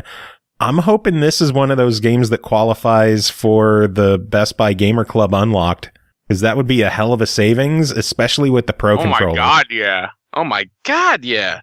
You'd save like $30 on that thing. I should have I should have still gotten into that when it was a thing. Yeah, I'm covered for like another year and a half, so That's incredible. I'm eyeing it up. Yeah, Dude, I renewed like a month before they got rid of it. I renewed. That's amazing. Yeah, I was lucky. And then the other Nintendo news, Nintendo is releasing a purple and silver Nintendo 2DS XL with Mario Kart 7 pre-installed for $150, and that'll be out September 28th. So purple and silver. It's a nice looking system. I mean, it does look nice, but 2DS. I mean, don't get me wrong. Some people don't care about the 3D. Plus, they're cheaper. Oh, no. I don't get me wrong. When I had my 3DS XL, it was off. Like, the 3D was off all the time. Like, all the time. Why? Because it fucks with my eyes. It actually made me feel nauseous. I didn't like it at all. So I strictly just used it like a normal DS, but it had more horsepower when I had it. Well, then why would you be bummed about this purple and silver one? Because how long has the DS family been out now? A while. Do they really need another one? Oh, this is just another color variant. Sure, but holidays are coming, man. Shouldn't they allocate that to like some cool colored like Joy-Cons? I mean, there's already a lot of cool colored Joy-Cons out there. Yeah, but like, couldn't they make them like just make more of them so that they could drive the cost down, so that I don't have to spend $70 goddamn dollars to try and get a pair for myself? Yeah, that's not going to happen. They're going to stay at $70.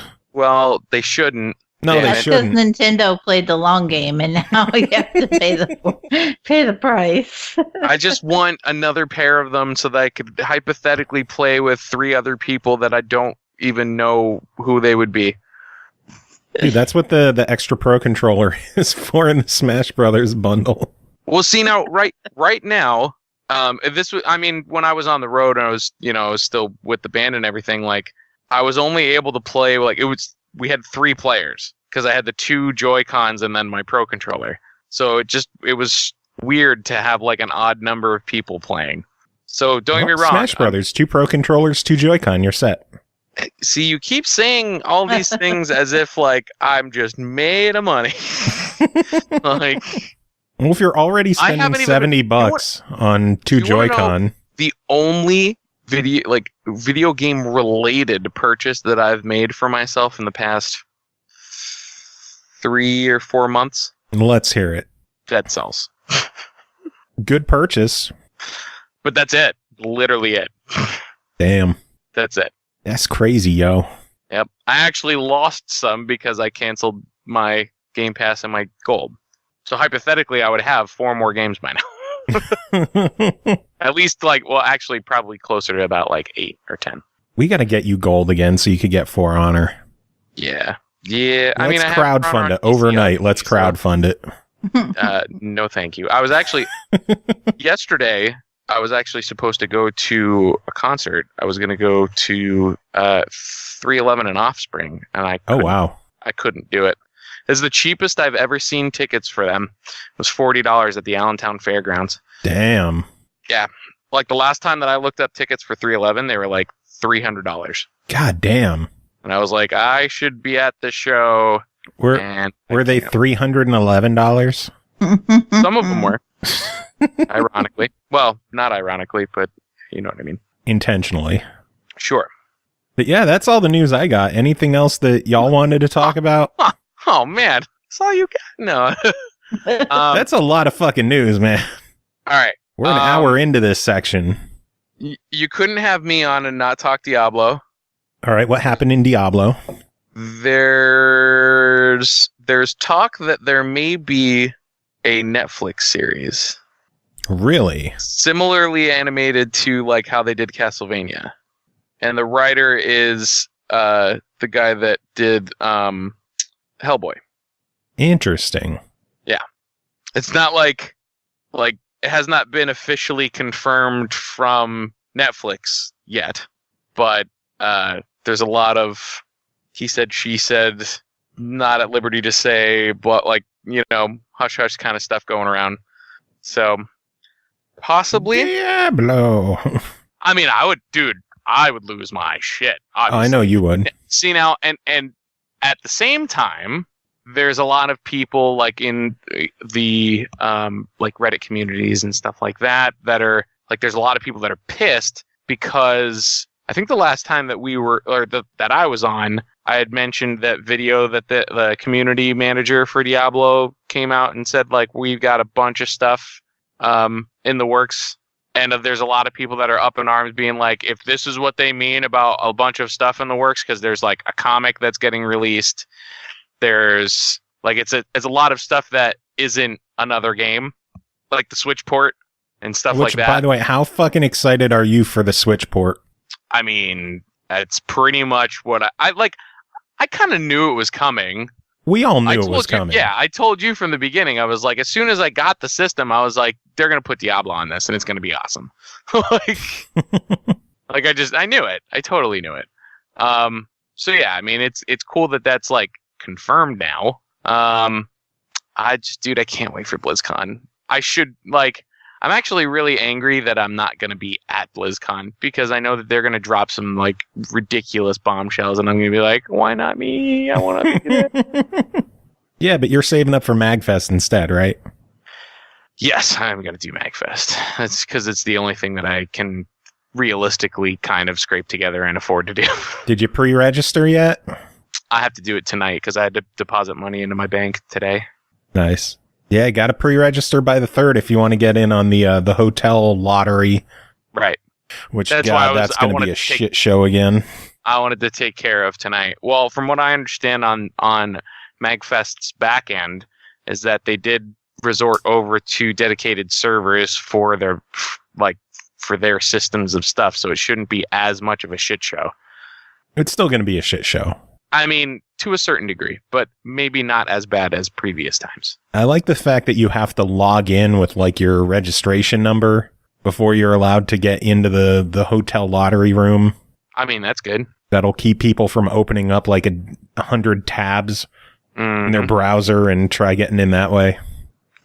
Which, looking back, it was a miracle that you got in last year. Dude, right? Dude, I talk about that so much with like, because I've made a few more like friends on the inside, and they were just like, dude, I can't believe you got a fucking.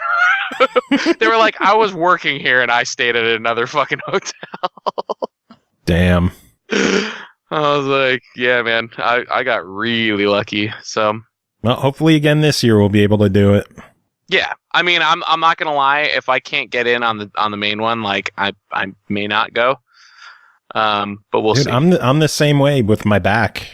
So. Oh yeah, for sure. So Jen was saying like, oh well, you could always just like go across the street or down the road a bit and stay at one of those. I'm like, I could barely make it back to the room when I'm in a lot of pain. Trying to walk somewhere else is going to be murder. Yeah. So I don't know. Any other news though? Let me see if there was anything that I recall in. Cole, anything with you? Nope. You're just sitting there enjoying the conversation? Yeah, pretty much. Battlefield 5 got delayed. Oh, did it? I forgot that. Yep. Yeah, pushed back a month. Mm. Which is kind of funny because it used to be that Call of Duty came out in November and Battlefield come out in October, and this year it seems to be flipped. It's reversed. Yeah. It's going to throw off a lot of people's vibes. Well, maybe it'll be for the better. Who knows? I mean, I think it's a little of two things. One, like you had mentioned, I think they're trying to flip the cycle as far as like which one comes out first and see if maybe them releasing after Call of Duty will potentially benefit them. I mean, the primary thing that they're citing for them doing the delay was the subpar pre-orders. But secondly, I think it's to mess around with some more of the ray tracing stuff. So like on a hardware side of things, like NVIDIA ended up announcing some newer graphics cards that are using ray tracing. Ray tracing is like this really ridiculous lighting technique that just looks incredibly realistic. Never heard of it. Yeah, it's new for these cards. Like it's like a completely new algorithm as far as... Yeah, I had it explained to me in dummy terms, and I still only barely get it. It's sick. Like honestly, Joe, when you're like all I understand is that it's just this fucking amazing. Joe, if you have a chance after we end the call, like look up like Battlefield 5 ray tracing like video or something like that, and it'll kind of break down like how it goes through processing, like how it renders a lot of the stuff. It's really incredible, like legitimately incredible. I think it's probably to tighten up a lot of that stuff because NVIDIA just announced these cards like a week or two ago. Yeah. And they're literally like their only in-engine game that they really had that they were fucking around with it in was like, I think it's the newer Tomb Raider and Battlefield. And that was like pretty much like it from what I think there's only like 4 games that are even capable of using the technology. Jesus. Yeah, but dude, I'm telling you, it is fucking intense. Like it looks really sick. Actually, I think I just saw an example. I'll link it in the Discord. It was just like a GIF of in the Discord. Discord. We have a Discord? No, I'm sorry. I'm so used to being in Discord and not on Skype. Let me find this again. Bitch, you cray. You should drop it in the Twitch chat. Hold on, let me find it. I know it. Like I just fucking saw it. Same. Because as we were sitting and chatting, I literally I was scrolling through some of my subreddits, and here it is. There it is. All right. Copy link. Let me pull up the Twitch. You didn't have the Twitch running this entire time? No, I didn't because I'm stupid. You dick. Apparently, Twitch Presents is showing Pokemon Season 1 on the main page right now, so that's distracting. Are they doing a marathon where they're showing all of the Pokemons ever? It actually, it looked pretty entertaining. I might have to like pop that on when I eat later. When I have my second meal of the day at like 1 o'clock in the morning. Paste. Yeah, check that out. Loading. So just look at the reflection like in the window. Yeah, that looks nuts. Yeah, dude, I'm telling you, man, it is really insane. Like, yeah, I'll have to look that up later. Yeah, see if you can find like a super high quality video because obviously you're gonna want to see like the details and stuff. But yeah, dude, I was blown away, like legitimately blown away. Now the only thing that I am curious to see is so in video when they were showing all the stuff for the cards, they didn't really mention like how these newer cards will compare to the previous generation as far as with ray tracing off, what kind of performance increase comparatively speaking you could see, or like what people could expect, which obviously has like me slightly curious and like have some slight reservations on. But with how good that shit looks, like I'm like, it looks totally worth it. like there was one particular demo, if you could find it like later, Joe. They're showing like a flame reflecting off of the body of a car. Interesting. And dude, it looks really, really like it makes it a hell of a lot more realistic. Because when they're switching between how it's normally rendered and how it is with the ray tracing, and you're literally looking at them back and forth, you're like, dude, this is absolute insanity. It's just there's no other way for me to describe it. It's fucking nuts. Like it's like this is probably one of the most significant graphical achievements in recent history. Well, hopefully it makes its way to console with the next generation. Well, with the next generation, who knows? It's possible. I could see that. They will not be able to adapt these types of things over to console, unfortunately. Like in their current state. Yeah. Like they're not going to be able to like render it and then like dumb it down for consoles. Like this is just a process that has to be done on those types of graphics cards. No. But I don't know. You gotta check it out. Just at least like I want to see like what you think as far as like the difference in how it's perceived. Like it really does just make things look realistic in my opinion. I'll check it out after the show and let you know. Yeah, please do, because I thought it was absolutely nuts. Good stuff. We do have to move on to reviews, though. I don't know if you plan on sticking around for those or not. I am going to be building 5 microphone stands. 5 microphone stands. Yes. Nice. Yep. And then hooking them up to a bunch of cables, and then hopefully making sure that they all work. Well, as if on cue, No Time for Games just dropped 200 biddies. So thank you to him for that. Thank you for the itty bitty biddies. So that is just in time for you to head out. All right, guys. Thanks for having me on. Thanks for coming on and chatting. It's always good having you here. Of course. We miss you. You know, I'd like to try and, make it a little bit more often. Yeah, it'd be nice. I'm going to try and do my best. Chris, before you go. Yes? You said you had 500 hours in Rocket League finally? Actually, you know what? I will give you an updated number. Let me launch my Steam. How many do you have? 843. Oh, Jesus Christ. But how many of it was just sitting on a menu? Not very much. I try not to do that. Oh, shit. Victor X just subscribed to us as well. So many, many thanks to you, Vic. Nice. Yay. Damn. And the funny thing is that while I was looking at mine, I noticed that my best friend, you played with him before, Kris Huber. Now that I'm like, when I'm in the routine of the kids are in school and I have to go to bed early, he will usually play Rocket League after I get off for the night. And he actually has more time in it than I do because of that. He's at 1,764 hours. Interesting. That's a lot of time. That's a fuck ton of time. That's like 74 days or something like that. So my updated 70, number is 510 hours, actually. You feel like small potatoes now? Yeah, but what's your rank? For competitive or my level? For competitive. Platinum 2. Platinum 2, what division? I don't know. That's the funny thing. Like, it doesn't show me the division. And Studio will say, oh, I'm Division 1, I'm Division 2 or 3. And I'm like, but it never shows me what my division is. All it just says is Platinum 2. I am 4 divisions away from champion. Very nice. But we didn't play competitive for a really long time. We only started playing competitive a couple months ago. If even a couple months, like maybe last month.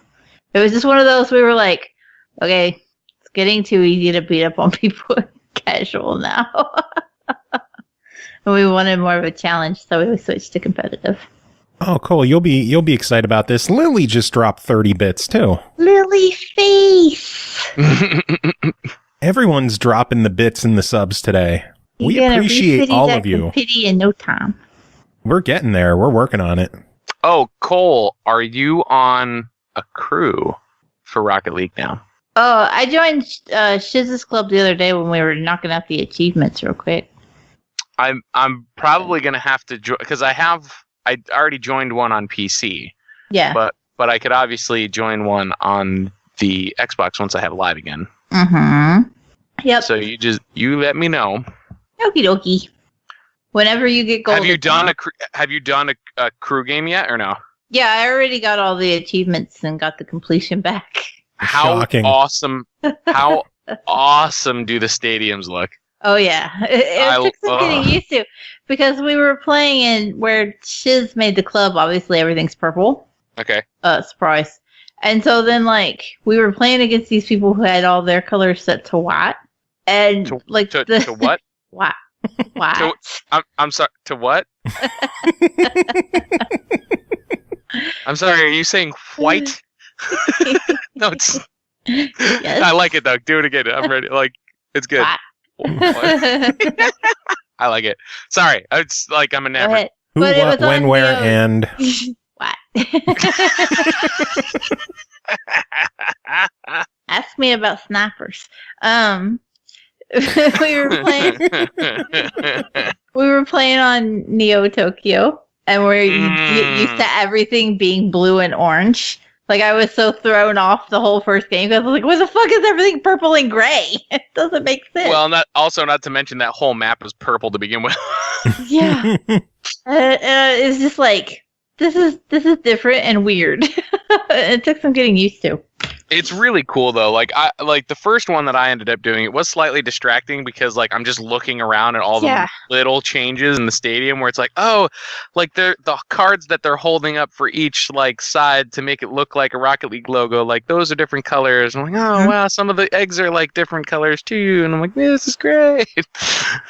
It's little things, you know. And obviously, like I said, they announced a bunch of the items that you're going to be able to unlock with the Rocket Pass thing, and I'm just like, I'm ready. Did they?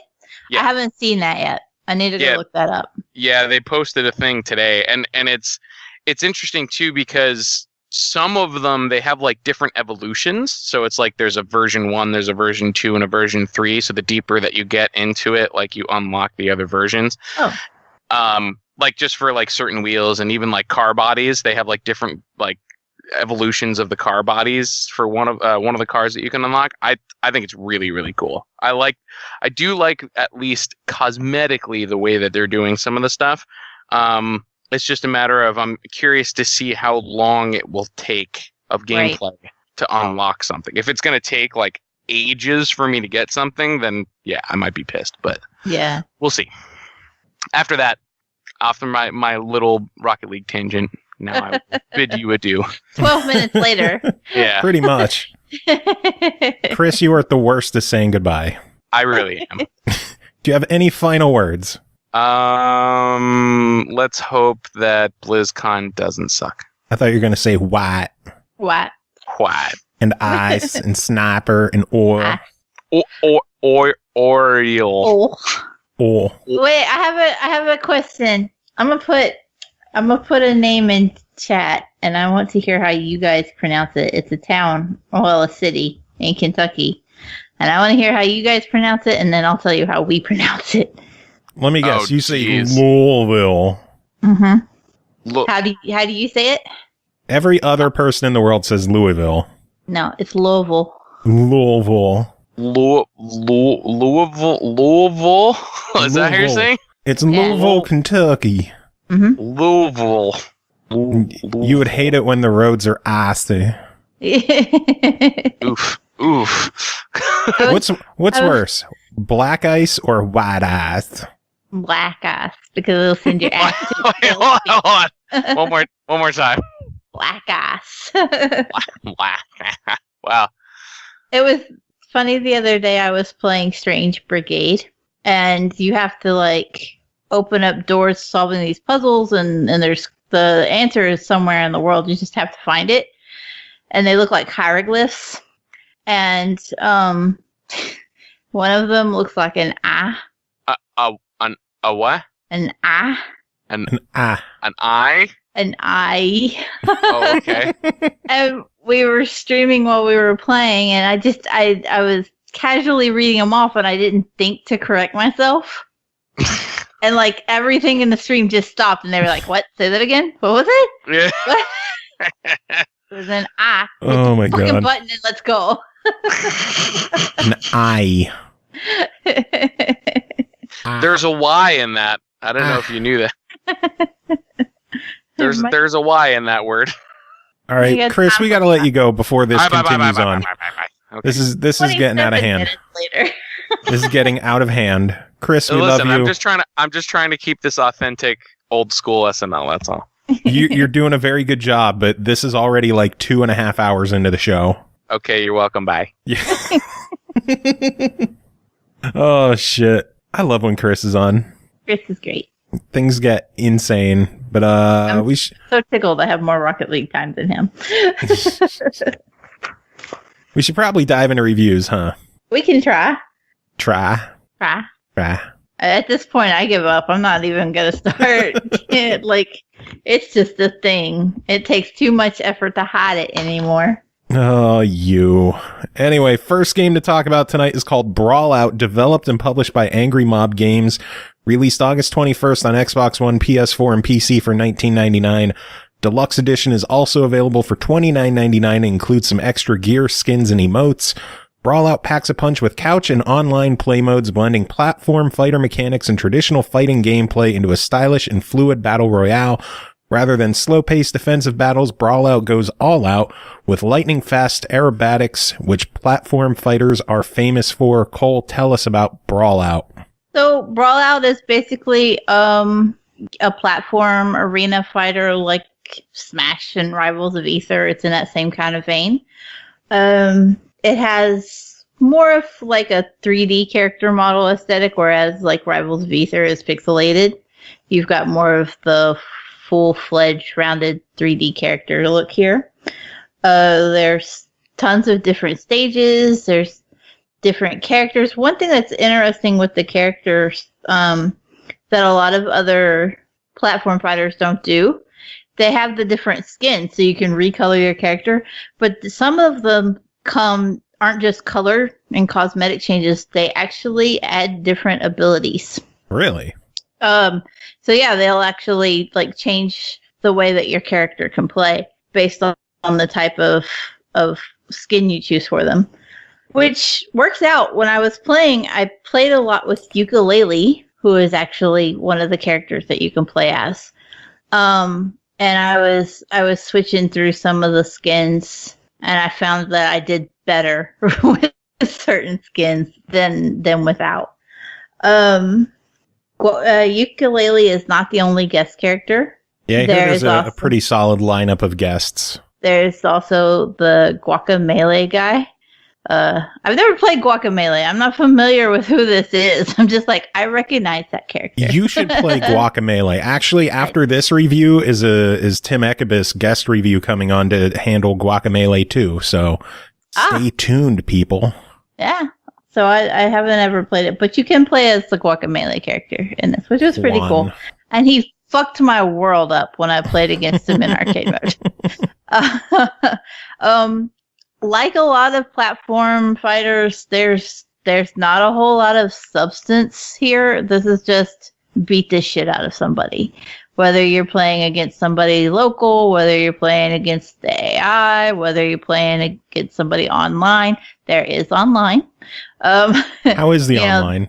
I thought it was pretty smooth, but if you want to play the competitive, you have to have 4 characters ranked up to level 3. And that's not as easy as it seems, because I was getting fucked up.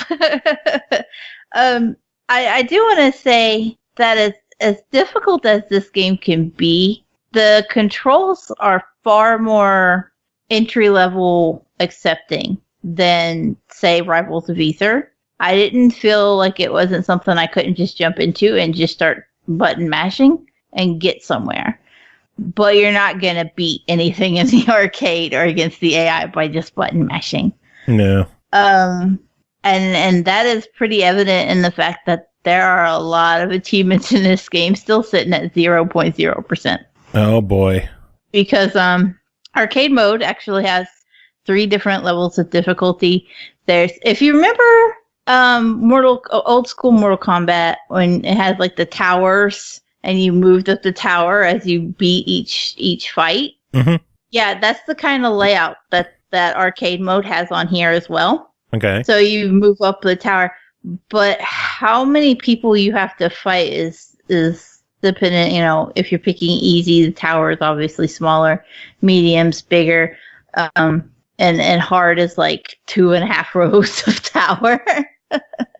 And I don't know how anybody plans on doing that, especially when there's actually achievements for getting through all of the towers without losing any of your stock, which is basically your health. Oh, God.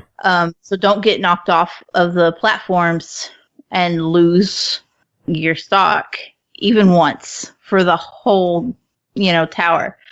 No. It's just not going to happen. Easy has a couple people that have done it. I was really close earlier, and I was like 2 more fights away from beating it, and I got knocked off once. And I was so mad. Son of a bitch.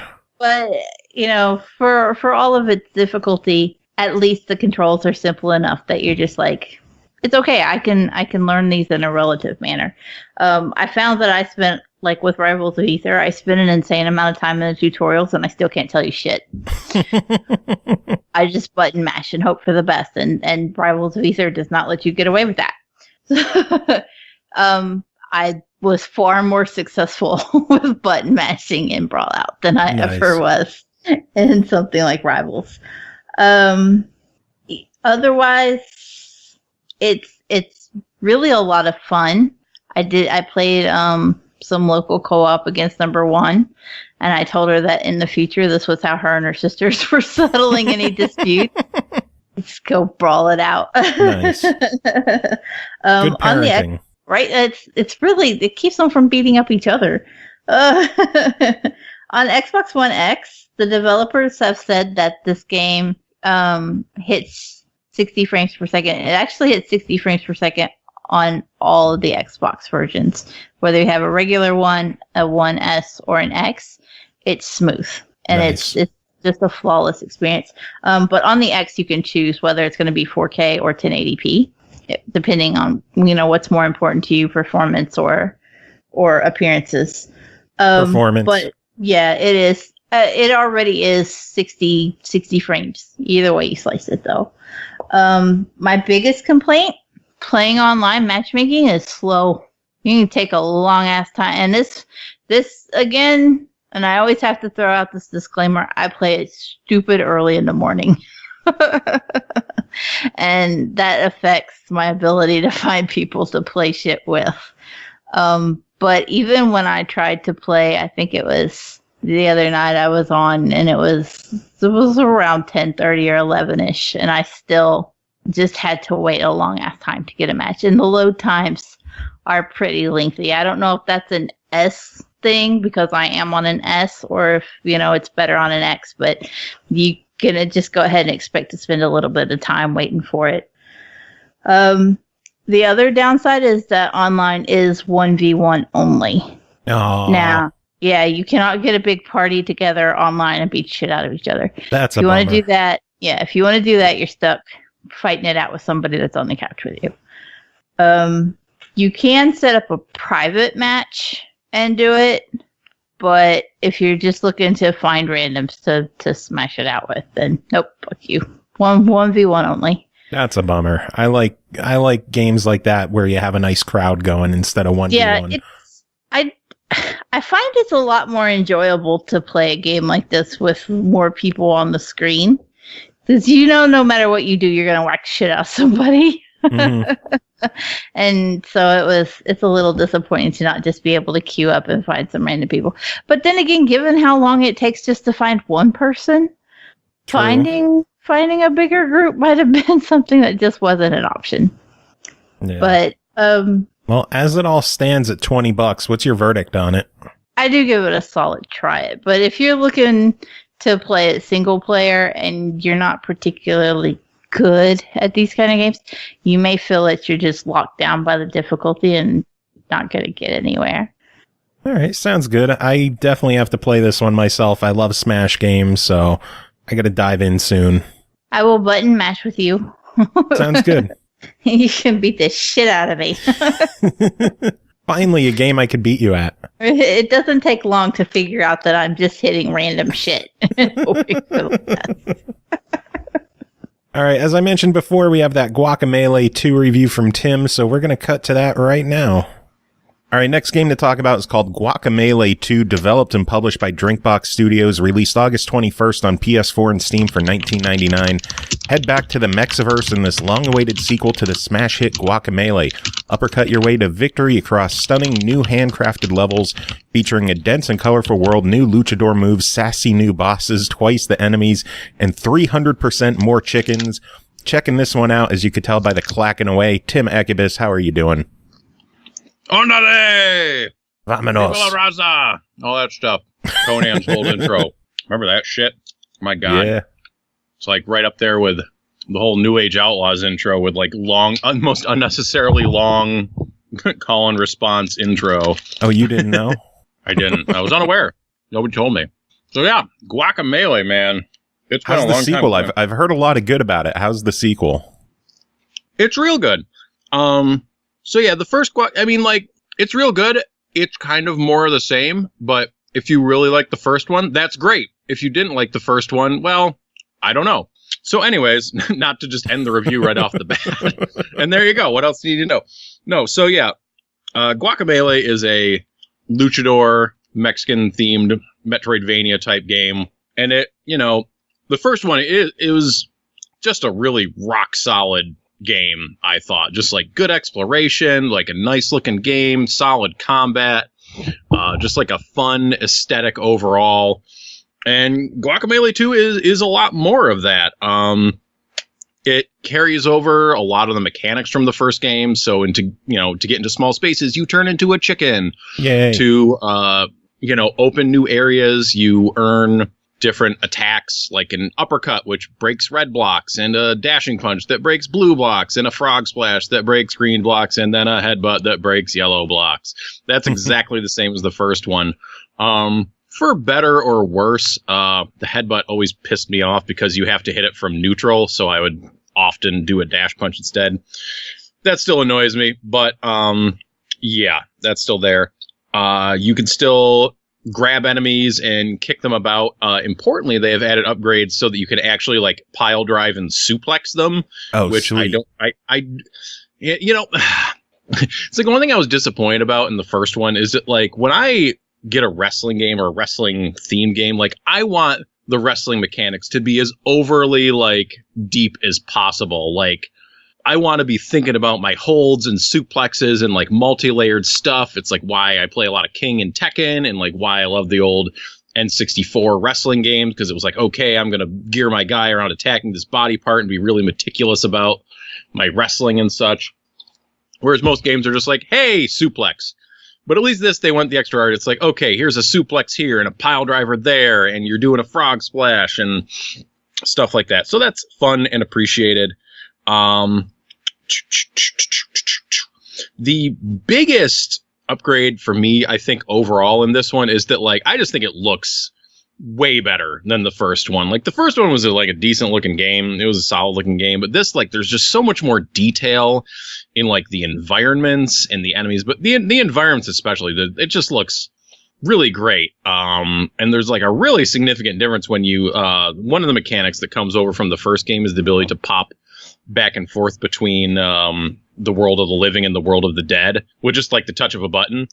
And like the visual changes feel more substantial. Like the backgrounds look a lot different, and like the music changes over, which is cool. But yeah, it looks really sharp overall, I think. The plot picks up right where the actually before the last game left off, because it opens with a Symphony of the Night-esque opening where you're playing the end of the previous game, except they may have made it a lot like Symphony of the Night. Certain infamous dialogue choices come up. So you beat the boss of the first game, and then it flashes forward to 7 years later. Your character is like out of shape. He hasn't been wrestling, and like he gets picked up by the crazy old goat man from the first game and taken to a universe where he failed to defeat the last boss in the previous game, so he died. Yeah, and while you're crossing over universes to get to the darkest timeline, there's some funny game referencey jokes in there, I'll say. one of which I sent you a screenshot of. That was the baddest timeline, is what that was that I sent you. And see, the game has plenty of humor in it. I don't think the humor is for everybody. For me, it's like, just like there's like a certain like charm and stupidity to like all the jokes and references that like, I'm just like, oh, you guys, like if it isn't just straight up funny, I'm just like, oh, you DrinkBox Games, you cads. So I really dig it. I know, I know for some people it'll be a little, it's not going to hit. Basically, it's like it might be a little too memey, a little too referencey, but I thought it was a hoot in the first one, and I liked it in this one. I found it charming. You have the best segues in your reviews, by the way. Yeah, I'm just trying to figure out what else I got to talk about. It does feel like the game plays a little bit better, like just like the combat feels like it flows and combos a bit better. Maybe it's just in my head. Maybe I am misremembering the previous game a little bit. Just like good, solid, like platforming challenges. There's more upgrades. I do feel like the controls are a bit unintuitive and can get kind of complicated when you have to do really complex, like platforming challenges. Cause I mean, like, your dodge button, your dodge button is either on the right stick or it's on L2. And it just feels like it should be on goddamn circle. Like, I don't know. That just became like the dodge button or the dash button at some point. And that just drives me. L2. That's odd. Yeah, it is odd. And it's a little out of the way. But like, you end up in these moments where it's like you have to do like jumping and dashing and you're switching dimensions and you're using your specials. And you're using this move that like lets you hook onto these little like eagle doorknob looking things to like shoot yourself forward. And like sometimes you're dodging in the middle of that and like just trying to like make your brain think like, okay, like what I have to do with the controller gets like really hard because there's just so many things. And I think it sucks in any game when you can't remap the buttons. Like I just feel like you should be able to do that. And like every damn game these days, there should be options for remapping the buttons. However the hell you want to remap them, right? Mm-hmm. Like, I just don't know why every game doesn't have that. So it just always aggravates me when there's a game like this where they just don't have that. And I'm just like, come on, man.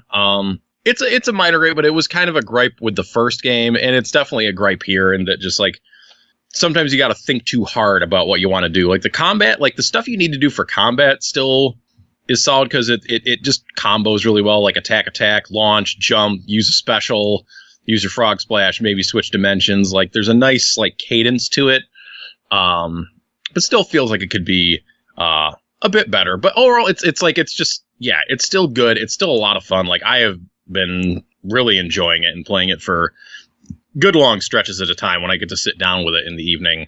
But I would be absolutely remiss if I did not mention the music in this review because man, like the first Guacamelee has like one of the secret best game soundtracks of like the last 10 years. And I didn't really realize it at the time, but it's like, I always keep that soundtrack on my phone to listen to. It just like is always good background music. And this game has excellent music as well. Like one of the things I was most excited about there being a Guacamelee 2 is that there would be another Guacamelee soundtrack. And it's fantastic. Like, you know, they have the light and dark world versions of things. Like there's a few old themes that show up. There's some older areas that pop up. But yeah, it's just like, it's just so great. I love the music. And I love the game as well.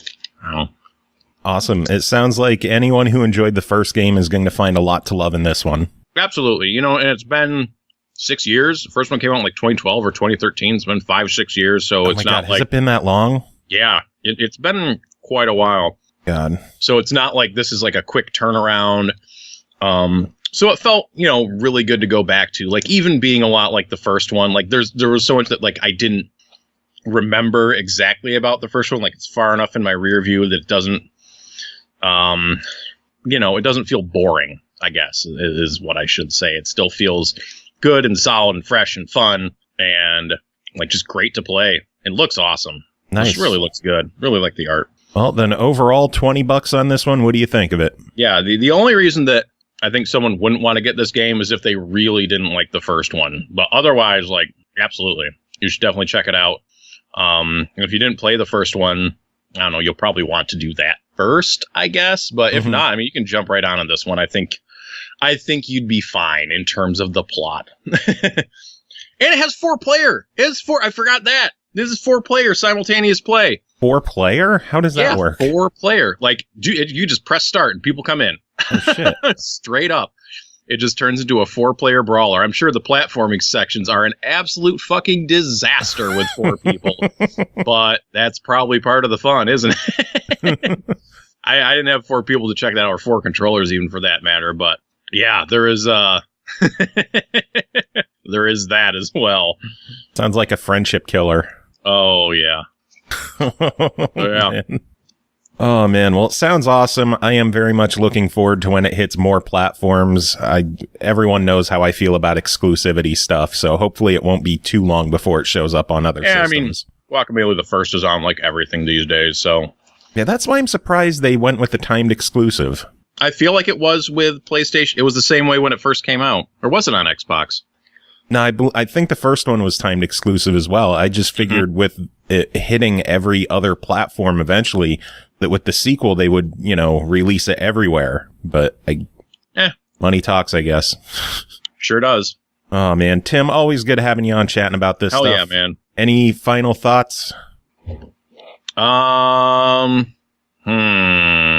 Wrestling.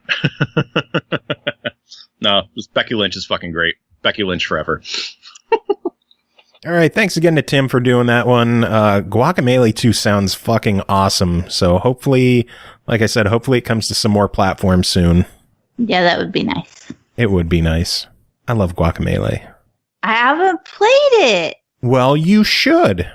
Is it in Game Pass? Well, the game's with gold. Do I have it? You might have it. Oh, God. That backlog. Don't make me go looking in the backlog. I'm going to get PTSD. Oh, God. Anyway, next game to talk about is called Shikhondo Soul Eater, developed by DeerFarm and Nephilim Game Studios, published by Digerati. It released August 28th on Xbox One and PS4, August 30th on the Switch for $13.99. The Soul Eater is shoot-'em-up game. Select one of the Grim Reaper or Girl. Find escaped yokai from limbo. Extricate soul that they absorbed. You must reseal them after. God, I love games that have Englishy descriptions like that. So good. Cole, tell us about this one. I'm going to tell you that my notes only have 5 lines. Oh, God. Because there's not a whole lot going on, and there's a whole lot going on at the same time. There is. So, there isn't any dialogue in the game. You choose between one of 2 characters. This is a Korean game. And there's occasionally Korean characters that will come up on the side. I don't know what the actual term for that proper term there. I don't know if I think kanji is Japanese, so I'm not sure.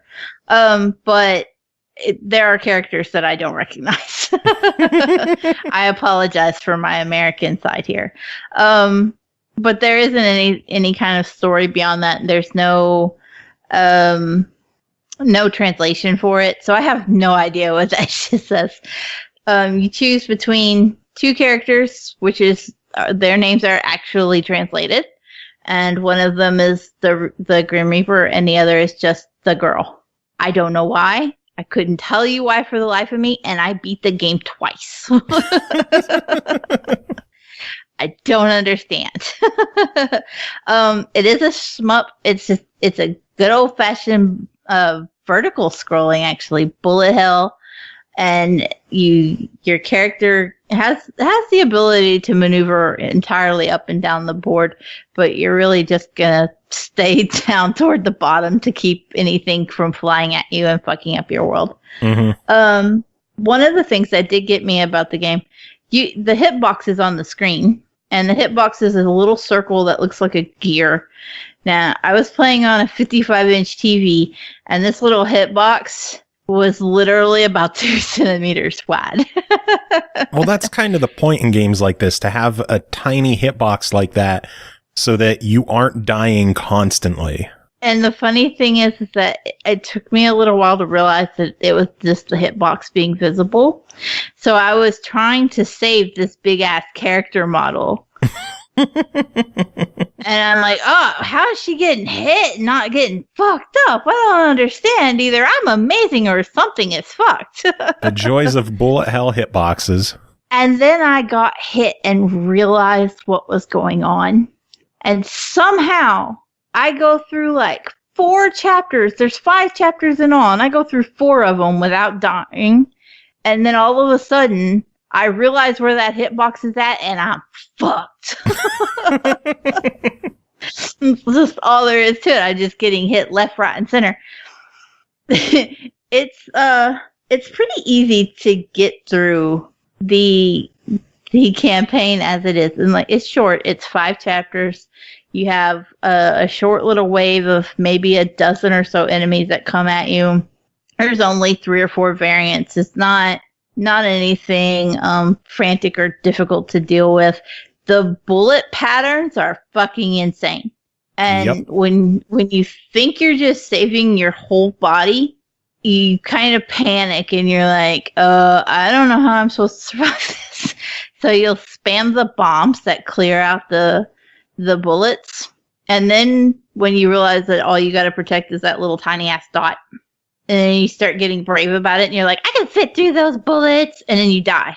The plus side is it lets you continue from where you were. Yeah, that's definitely a good thing in the game. Instead of starting a level over, you just continue where you left off.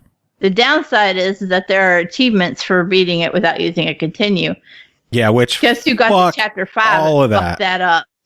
Oh God. I think I made it to chapter 5 as well before my first continue, and there's no way in hell I could beat the game, even on easy with no continues. And there's like easy, medium, hard, and extreme, something like that. Yeah. There aren't any achievements for beating it on extreme without using continues, oddly enough. The achievements are only for easy and normal, which is surprising, but it's kind of refreshing because that means they're doable. Yeah. You know, as hard as they may be, it's doable.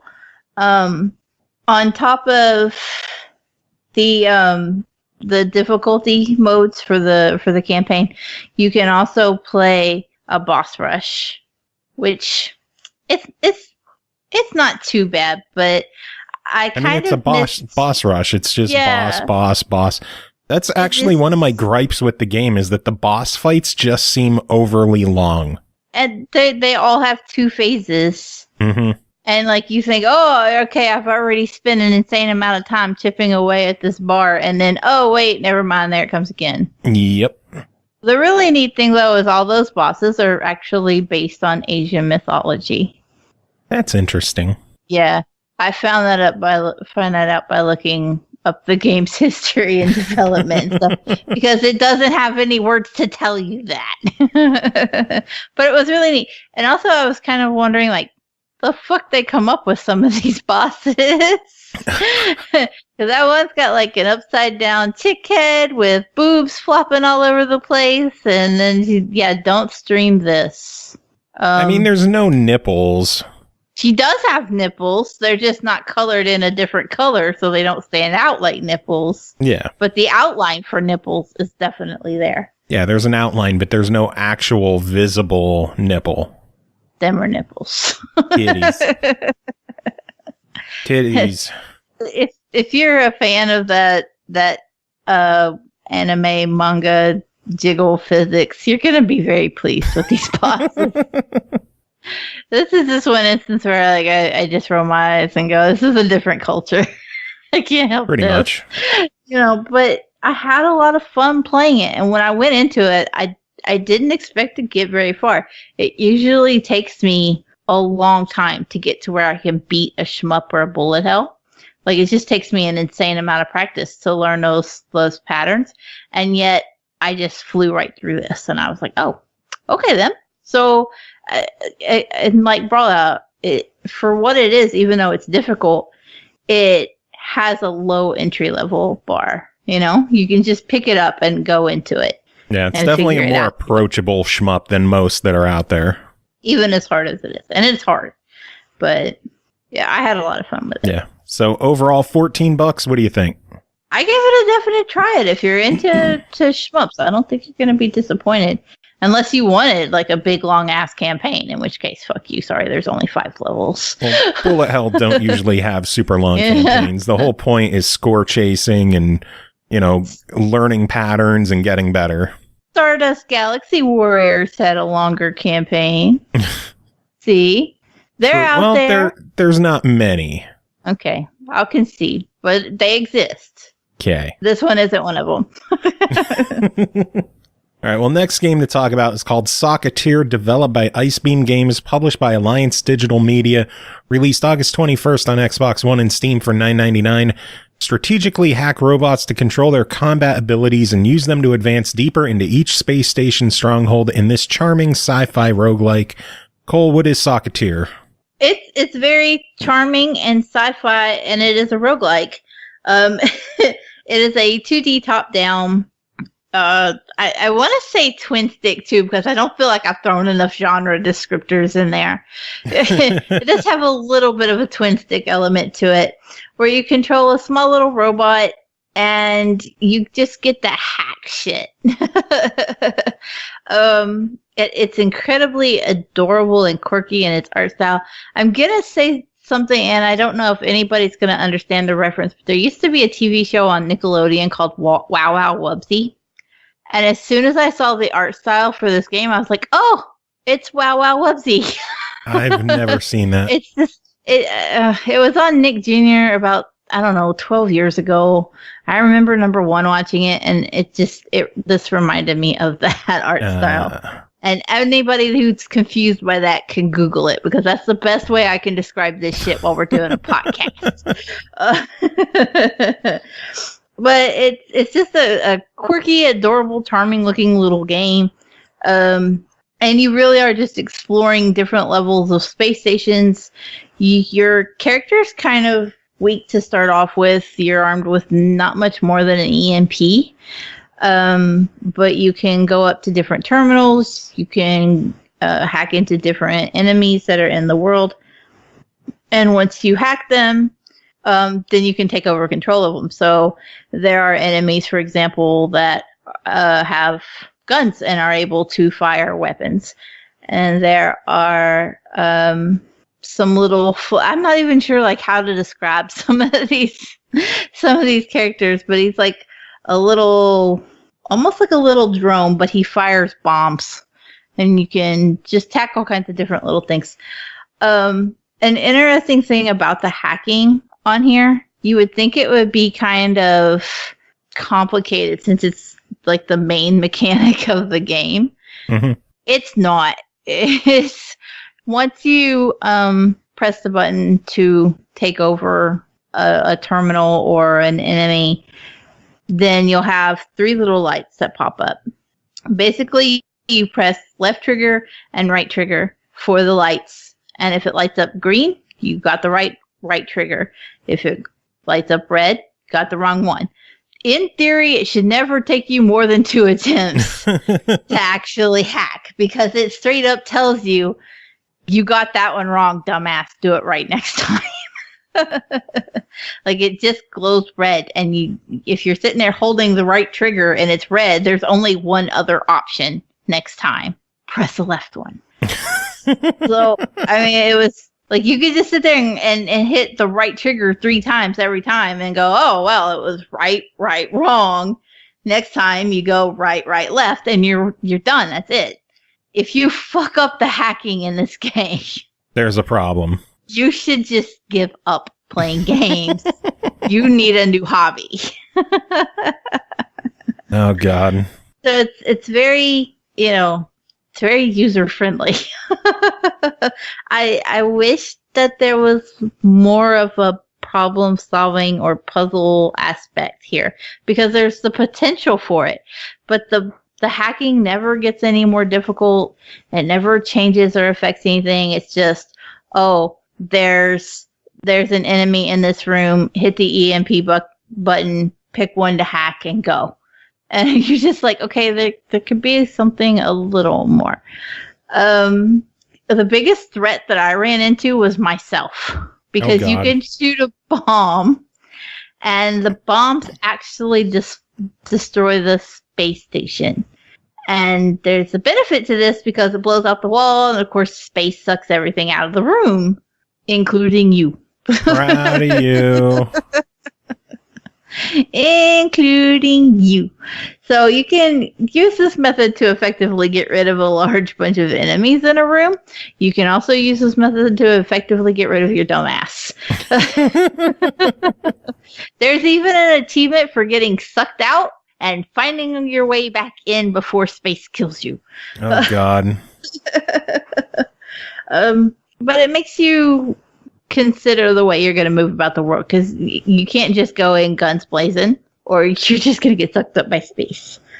For each level, you collect salvage, which is used as your money, and there are shops that you can buy upgrades with. So there's ways to change up how you're playing, but it doesn't change it on a massive scale.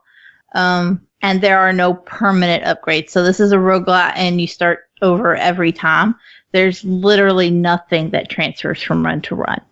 I think we've been getting spoiled in the roguelike genre for a while, because more and more of them seem to be putting in some kind of permanent upgrades that make you feel like you're progressing towards something. It doesn't sound like this one really needs it, though. It doesn't, but at the same time, it just feels like, okay, but what am I doing it for? There's no overall... Yeah, but there's no overall progression that feels like you're working towards some kind of goal. It's just, oh, I'm going to go shoot myself into space again and see if I get sucked out of the ship. And then it's That's like, okay, the goal, I did to not kill yourself. not kill yourself. And make it Apparently through I to the have to end. make my own goal. There are 7 levels in this one. Again, it's roguelike. These just aren't supposed to be long games. And you can kind of effectively just like plow your way from A to B, because your ultimate goal is to find the teleporter to the next level every time and power it up and leave. And you can kind of just speed run and pile drive your way through this shit and do absolutely nothing else and get where you're going. And it's fine. The only time that's going to come back to bite you in the ass is when you get to one of the 2 bosses and you ain't got no upgrades because you were poor. But that's only if you aren't smart enough to realize that you can just steal shit from the store. Nice. So it's really made so that you don't fail. And if you do fail, like I did, then it's your own damn fault. Then you're probably special. put a hole in the wall. Yeah. But at least I figured out the puzzle mechanic for hacking. But I do proud just of you. wish, I do just wish there was something a little more as far as like puzzles and stuff go, because it can get a little repetitive to just jump in and try to run through the levels as fast as you can. Yeah. Well, as it stands for $10, what do you think? For $10 though, I give it a definite try. It's not going to be something for everyone. But if you do find that you enjoy those roguelites and just trying to get through, a series of levels, you're not going to be mad. You're probably going to be tickled if you blow up the wall and get sucked into space. Good stuff. Cool. Well, next game to talk about is called... I thought there was going to be something more. No, because you said good stuff, so I'm ready for you to go to the next one, Joe. Well, you usually be like, yeah, and then I'll go. Well, I'm not doing usual today. This is an unusual show, Joe. It is also unusual because No Time just donated more biddies. No Time, please. Thank you. That is awesome. Got us over 11% towards our biddy to refitty my shitty compity goal. Yay. We're getting there. That's nice.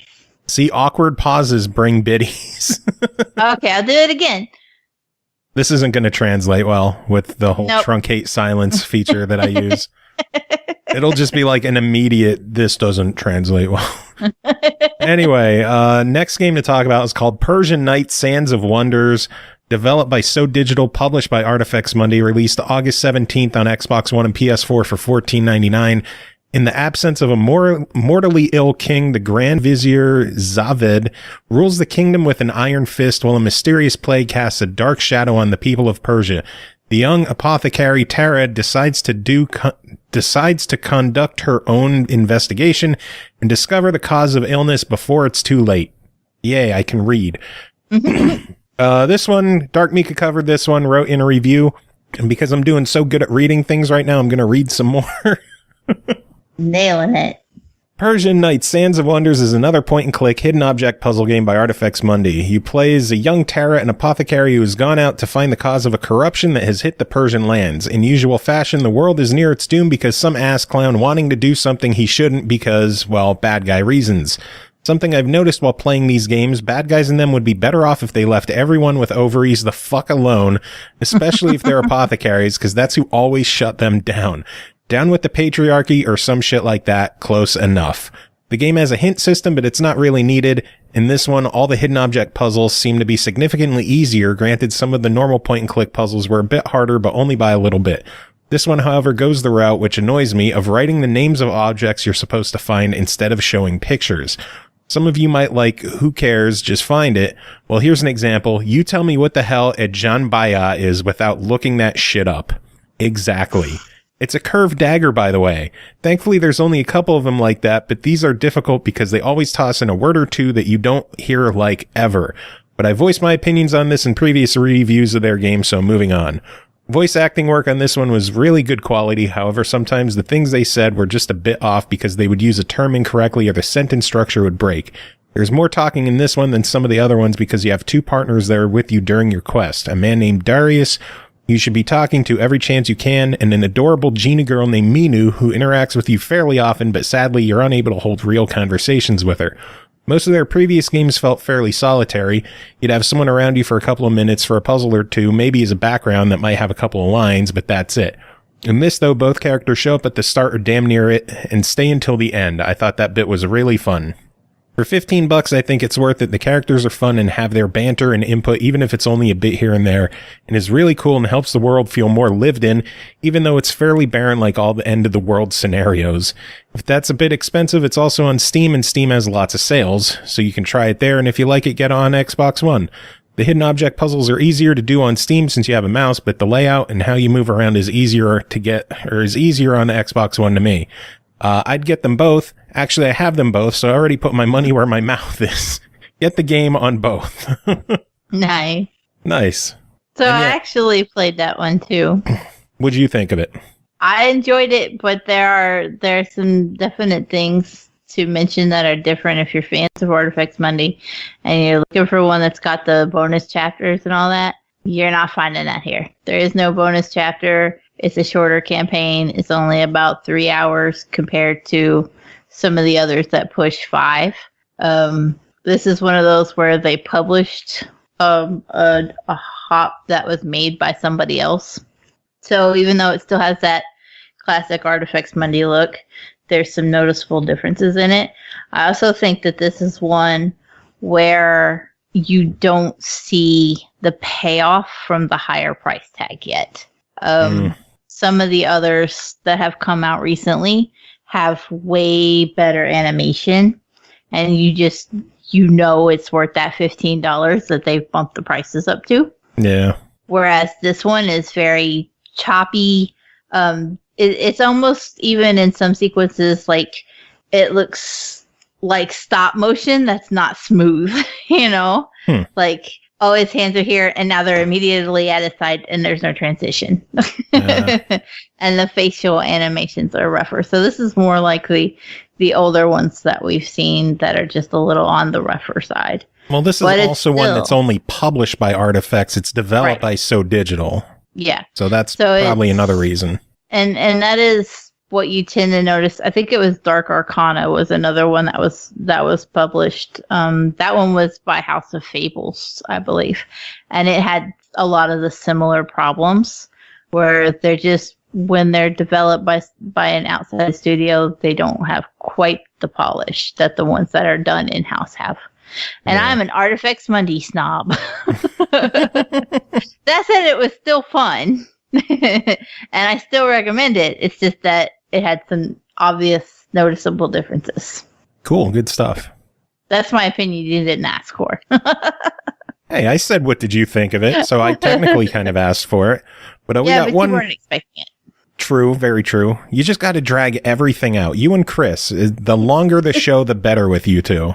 It's Artifacts Monday. I can't help myself. I'm trying to trim shit down, make the show shorter, make them quicker, more fast-paced, and you're like, no, I'm going to tell a long story now.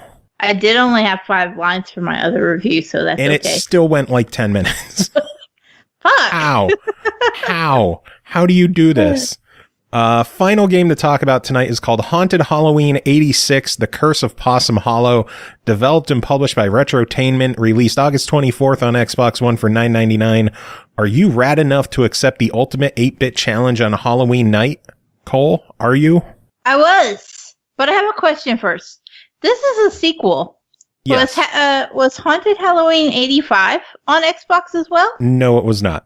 So I hate when we get a sequel and we didn't get the first. It fucks with my emotions because I didn't even know it was a sequel. And then I was like, there were a few things that seemed a little odd in the story, but I just kind of chalked it up to like, well, it's meant for Nintendo and maybe they couldn't just put in all the information and there's that. And by saying it was meant for Nintendo means this game was originally on the NES. Yeah. The original NES. Yeah, like not the SNES either, just the NES. Not that this is a game from the 80s, though. This is a more recent game from like 2-3 years ago that was built for the NES. Kind of like how Coffee Crisis was built for the Genesis. This one was built for the NES, and this one was just straight ported over. This is through and through an NES game. You can't even use the analog sticks to move the character. You have to use the D-pad. Yeah. So I was sitting there like pushing it. I'm like, did I break it already? What did I do? Oh. D-pad only. Yes. So what is this game? It's a retro port. Story-wise, I mean story. NES game. Well, if I went back to my notes, that's where I was. Story-wise, you play as Donnie and his girlfriend, Tammy, who... in the past, in Haunted Halloween 85, which we didn't get, let it go. You play as Donnie, and basically shit happens on Halloween, and instead of getting to go trick-or-treating, he has to fight evil forces and ghouls and goblins and horrible things. And so that shit's happened again, and here we are, but this time he has the help of his girlfriend, whose name is Tammy, and you can switch over and play as her and kick the shit out of everything. And it's fantastic. Basically, you're just going through different rooms, and there are goblins and ghouls and swamp monsters, and you have the option to beat the shit out of things, or you can do like I did and just jump over everything and move. Not have to even deal with it. To be fair, I did that shit when I was a kid too. If I could jump over something instead of fighting it, I'd jump over it. It's really neat in that it's really retro, but the controls are kind of a pain in the ass that you can't use the analog sticks. And it did take a little getting used to. I didn't think it was that hard to get used to. Then again, I grew up playing the NES, so just using a D-pad and 2 buttons worked well for me. I mean, I grew up with it too, but I also haven't done it in like 30 years. So well, someone needs to get an NES Classic and get their retro gaming on. I mean, I would if it weren't for scalpers on eBay who want $7 million for them. For an NES Classic, I could go to Best Buy and get you one tomorrow. And I'm still broke. We just had this conversation with Kris. No, Kris said he was broke. I know, but I suffer from the same fate. Oh, God. I got a commission for 63 cents last month. Okay, so for someone who's on a budget with $10 on this one, let's hear more about it. What do you think of this game? I actually really did enjoy it, even though it was kind of tough to get used to. I just had a lot of fun with it. You can collect sodas throughout the so weird to say soda. You can collect sodas throughout the game to use as extra lives, which is good because I was getting fucked up. For all of my hardcore shit talking about beating up the goblins and ghouls, I died a lot. The bosses wrecked me. Yeah. Like hardcore kicked my ass. I didn't do well. And in a way though, I kind of appreciated it that I was getting fucked up so bad because that's what games were like when we were kids. Mm-hmm. You didn't have the internet to tell us how to go do this shit. It was walk in there and get pummeled by a monster and do it again. And so it was kind of fun, and it did tickle that nostalgia a little bit. The graphics, they're graphics that are meant for an NES, and yet they still did really good. It looks like it's, a Halloween game, and the goblins look like they have swamp muck on them, and I was really impressed with it. I was just like, they did a good job. It's a good-looking NES game. Yeah. Like, you have so many limitations to how much color you can use, how many sprites are on screen. Yeah. Animation, all of that. And yet, at the same time, like, I was genuinely impressed because it held up even compared to indie games of the same type that you would play today that have far more, options as far as sprites and animations and colors go. And I was like, I'm having just as much fun just plowing through here. Even when I die, I'm just like, and do it again. Yeah, it was a really fun game. We should also point out achievement hunters are going to fucking love this game. They're not going to be mad at all because you can do it in 15 minutes. Yeah, it's a fairly quick and easy 1,000 out of 1,000. I wish there were more achievements that were actually tied to the the actual progression in the story in the levels, but I'm wondering if that might have been a technical limitation bringing it from the NES. It could have been. I can see how that was an issue. Like it just didn't have those flags in the coding for like, oh, you beat this area or you beat this. I don't know how that shit works. So right, it does make sense that would be the issue though. Yeah, but $10 on this one. What do you think of it? I give it a buy it. I had a lot of fun. I really did. I have so many mixed emotions when it comes to retro games. Either I really like them or I really fucking hate them. And this one was one where I was just like, yeah, I'm having fun with this. This is good. I'm not mad. I got fucked up, but I just wanted to go back and do it again. I agree. Retro fans are going to love this one. It is faithful to the NES because it was on the NES. And it's just a really, really solid game. I think the price is a little bit high compared to what we saw with Coffee Crisis that had a bit more extra work put into it. But, I think if you've got $10 to spare and you're looking for legit retro gaming, itch to scratch, this'll do it. Yeah. Yeah, I can agree with that. Good stuff. But that is it for this episode. It's been a long one. I don't know if we've had one this long in quite a while. I don't know. I'm tired, though. This one's breaking the 3-hour mark, I think. God damn. That's an awful long time to listen to my awful voice. And mine. Yeah. Thankfully, I wasn't on the first part of the show. Seriously, though, thank you for stepping up and handling business with the first part of the show with Alexandra. That was I'm just glad it worked because that was a fantastic way to deal with that issue, and I'm glad it worked. I'm amazed it worked. I took time at the end of the interview when we were saying goodbye to Alexandra, and I was like, "Look, if that didn't record, we have to do all this shit again tomorrow." Yeah, that's staying in, by the way. The whole little gap after it's like, bye. Did it work? We don't know. I kept all of that.